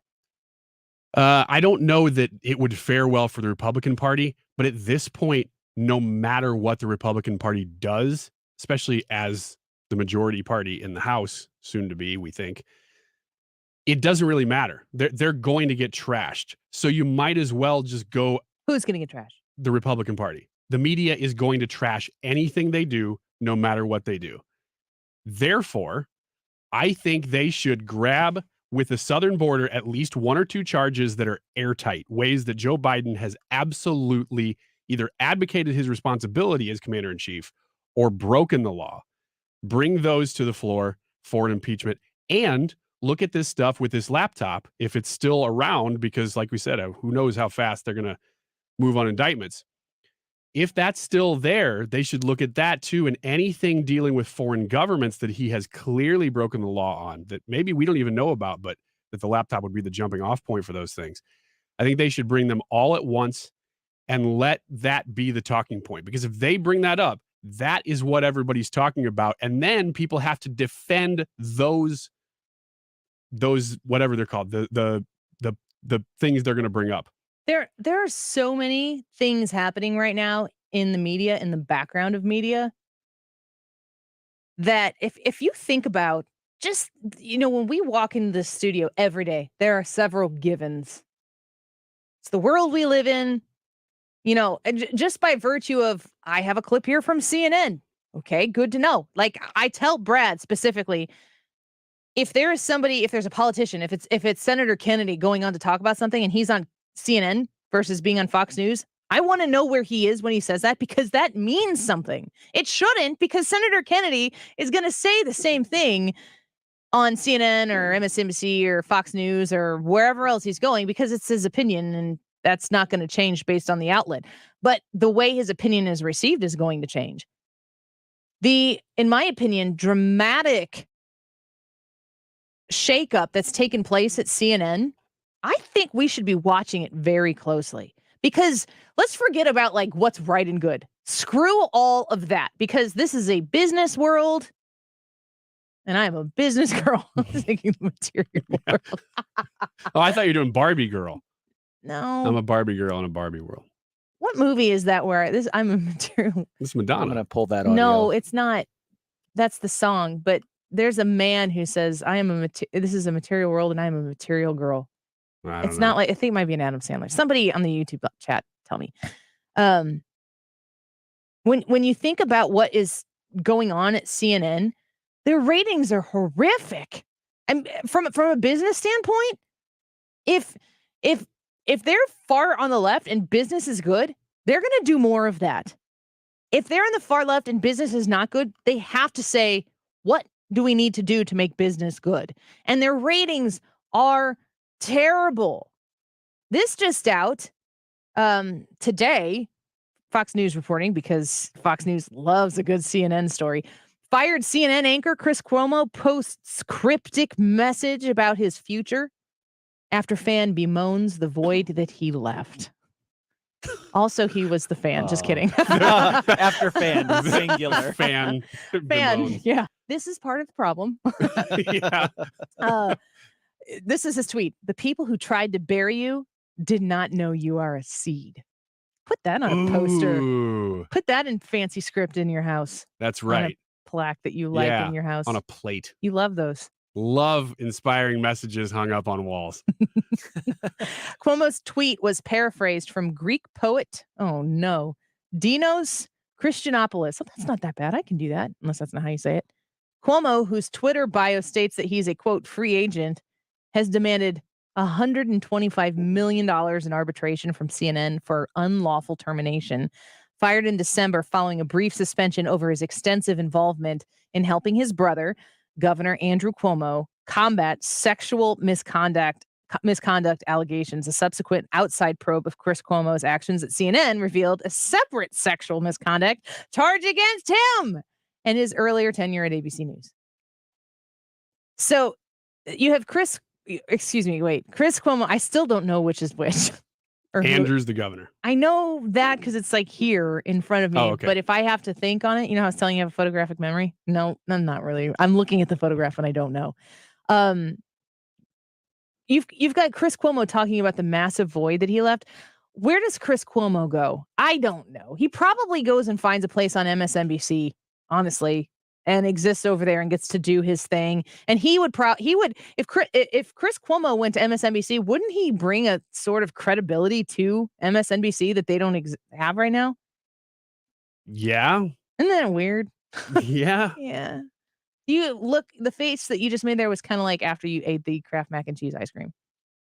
It's like, this makes sense, but in a strange way that I'm not 100% comfortable It's funny how, as you're bringing up all these people with all these sexual assault allegations over and over and over, these are major media people. These are the people trying to dictate to the rest of the country what our sexual mores and folkways should be. None of it matters. It's all you are on the other side of the line than the elites. Yes. And it was Whoopi Goldberg who said, oh, I hate talking about Whoopi Goldberg in The View, but she said, I don't know how quickly I can pull it up. On The View, it was suggested that people cannot call, that it is like racist to call Will Smith an elite. And I'm like, well, of course it is. It's racist to fill in the blank here with whatever crap is going on in the world. Whatever story it is, let's look for the way in which it's racist. CNN has the opportunity with just dumpster fire ratings. Revenue has to be down significantly. Granted, you took a lot of capital off of your plate when you fired all of these people who used to work for you, unless you have to pay out $125 million to Chris Cuomo for wrongful termination. They have the opportunity. They could put Chris Wallace in that nighttime spot. They could, and he would bring to CNN the kind of credibility in that weird way that Chris Cuomo would bring to MSNBC, and all of it would be just a little bit of a lurch to the right. We have not crossed center here in any capacity whatsoever, but they're so far gone on the left that it's all about where's the bar set and beating the bar. You could beat the bar and still be failing. Yeah, if you even had Chris Wallace on there doing the leftist version of Chris Wallace, it would be right of where basically everything else is on that stage. Yeah. And I mean, I think Chris Wallace asks fair questions and understands journalism in that capacity, but it was so clear that he grew so just like Fox had gotten under his skin. And it was like, if I'm watching him, he was mad at me. And I'm like, I did not do anything to you. This is not between you and me. I'm still a grown person capable of consuming the news. Stop scolding me. I thought the same thing. It's just very uncomfortable. That it seemed less that he was upset with Fox, excuse me, and more upset with the people who watch Fox and just looking down at them and being mad at having to do radio hits or do it, do you call it Mark Cox, having to deal with somebody who was going to criticize. He was taking a lot of criticism for things that I think he did deserve probably 75% of that criticism. And I think he just got tired of it and just said, well, forget it then. I'm going to go to the other one. Well, that's what he said. Yeah. I mean, those are like basically his words. I don't know if that's perception. I think what I'm telling you is you read the story. 100% fact. I like to live there, as you know. Because he said so. I'm going to read a direct quote. That's what I think he said. Yeah. I wonder. The reason why we spawned off into this is because you were talking about impeaching the president and that it wouldn't matter because the media will make it what they want to make it. We are at a fork in the road, which maybe we end up taking the hard left and the fork in the road, but we are at a fork in the road. What we haven't been in a long time post-Trump, which I remind you, post-Trump does not mean no Trump. We are at a fork in the road where if the journalism in this country were to start to be identifiable anywhere, because we don't have it right now. If it were to be identifiable anywhere and the left loses their unfettered access and complete and total high five handshake agreement that this is the story, folks, and everybody get on board and this is how it's going to go. If they don't have that house of cards is going to crash and burn to the ground. And you pair that with free speech on Twitter. If Elon Musk gets his way, Donald Trump comes back on Twitter, Did you see the story where Elon Musk called Seth Dillon of the Babylon Bee, the CEO of the Babylon Bee, and just clarified everything? Like, I need to know these points. I did. And, Elon Musk is freaking Tony Stark. He gave the internet to Ukraine. We are going to know what Russia is doing in Ukraine in many cases because of what Elon Musk has done there. It's pretty incredible. It is. I don't want to get too high on him because I don't want to crash too far. This is what we talked about Friday. Yeah. I'm like, he's pretty cool, but I'll find out what's wrong with him. Actually, I kind of feel that way about Elon too. Yeah. I'm waiting for the other shoe to drop. Yes. Because I know that dude's not perfect. Really fancy. But at some point, you're going to go, oh, yeah, don't like that so much. Yeah. But so far, so good. I think I'm looking for a positive here, and he's giving us a lot of them. So, which is why I said to Brad, I'm like, is this real? Don't be pulling my chain on this, because Elon Musk getting into Twitter is game changer stuff. Let's talk about the Twitter poll, or no, not the Twitter poll, the YouTube live chat poll when we come back. Will Elon Musk successfully alter the way Twitter operates? Get your vote in quickly here on the break on the Annie Frey YouTube channel. Subscribe while you're there. I think we need like 38 people or something to hit 3,000 subscribers. Hannah will give us the update in a minute. Don't go away.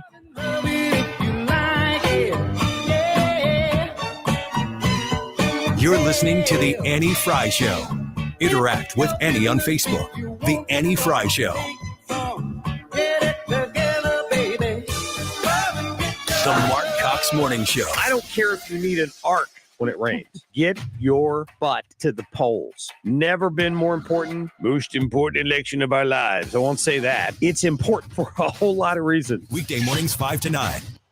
Thomas Helbig and the Retirement Advisory Group, your key to a worry-free retirement. That's no joke. So many Annie Frey Show listeners have already reached out to Thomas Helbig just to sit down and have that initial conversation when retirement is right around the corner for you.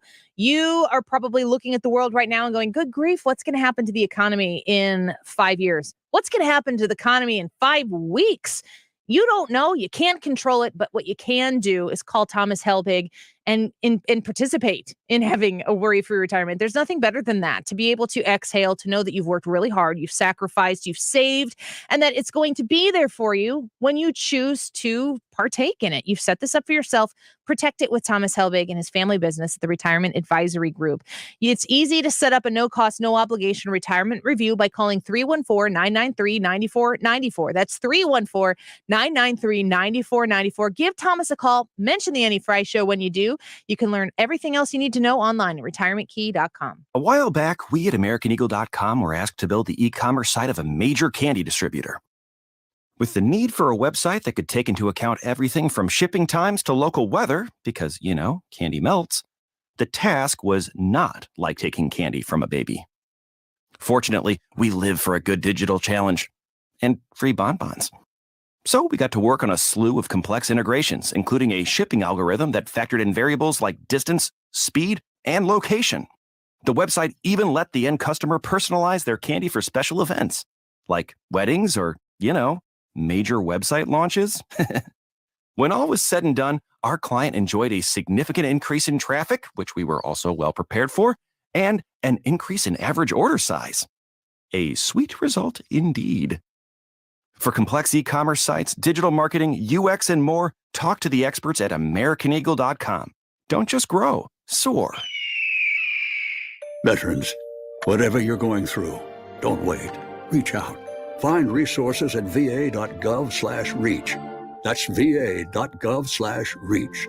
Brought to you by the United States Department of Veterans Affairs and the Ad Council. Updating your home with James Hardie siding has never been more popular. With all the options available, you need a partner to ensure you maximize your investment. Siding Express is ready to refresh the appearance of your home or totally transform the look by installing Hardie shake, board and batten, lap siding, or a stone accent to make it your dream home again. Siding Express is an elite preferred James Hardie contractor. They also carry Anderson and Marvin windows and doors. Need ideas? Go to sidingexpress.com and schedule a free, no-obligation consultation today. SidingExpress.com. Rhino Shield is engineered to outlast paint, formulated to outsmart the elements. Rain or shine, sleet or snow, mold or mildew.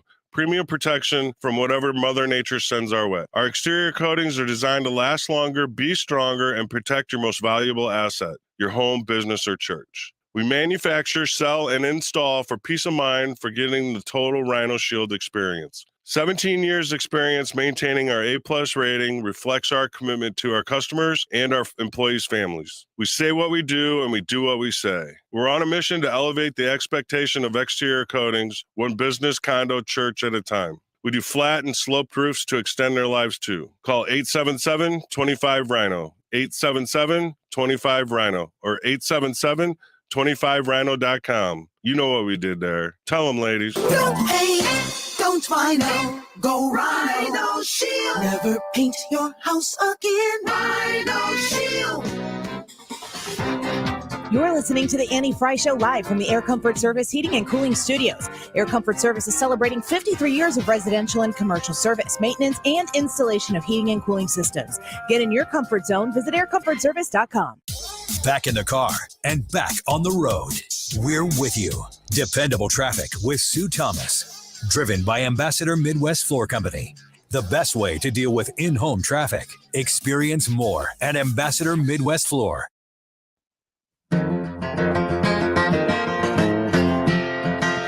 In constant sorrow all through his day.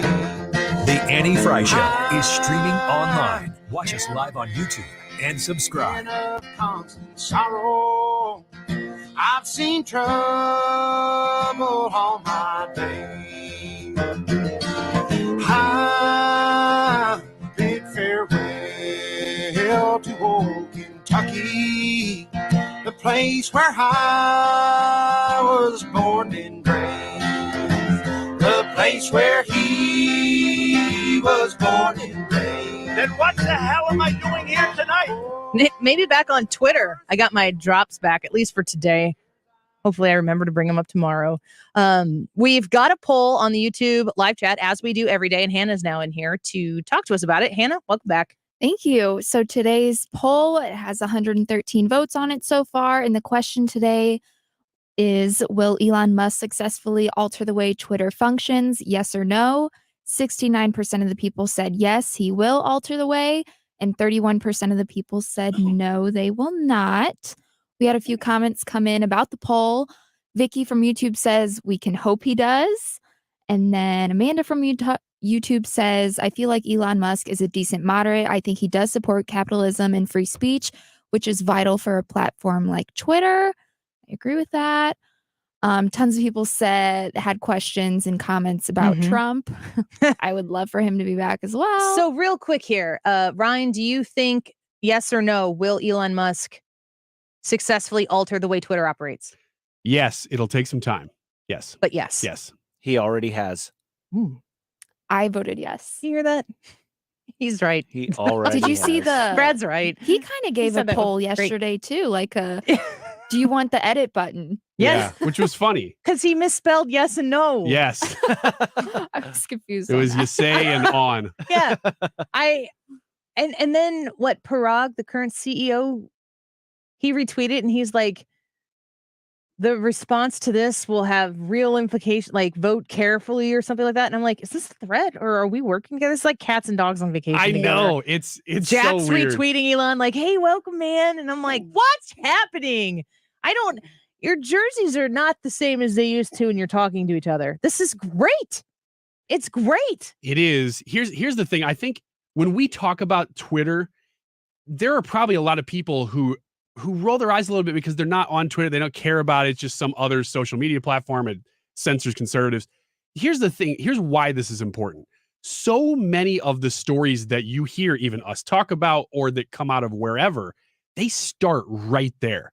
And then they have to gain a ton of steam and be vetted and checked and go through the process right there on Twitter. I was going to say, they don't necessarily start there, but that is where the steam happens. Yes. And if they start somewhere else and they don't catch the wave, you don't know about them. Twitter makes stories happen, and Twitter can take, and like anybody, I mean, a really simple story about how like Twitter can connect people.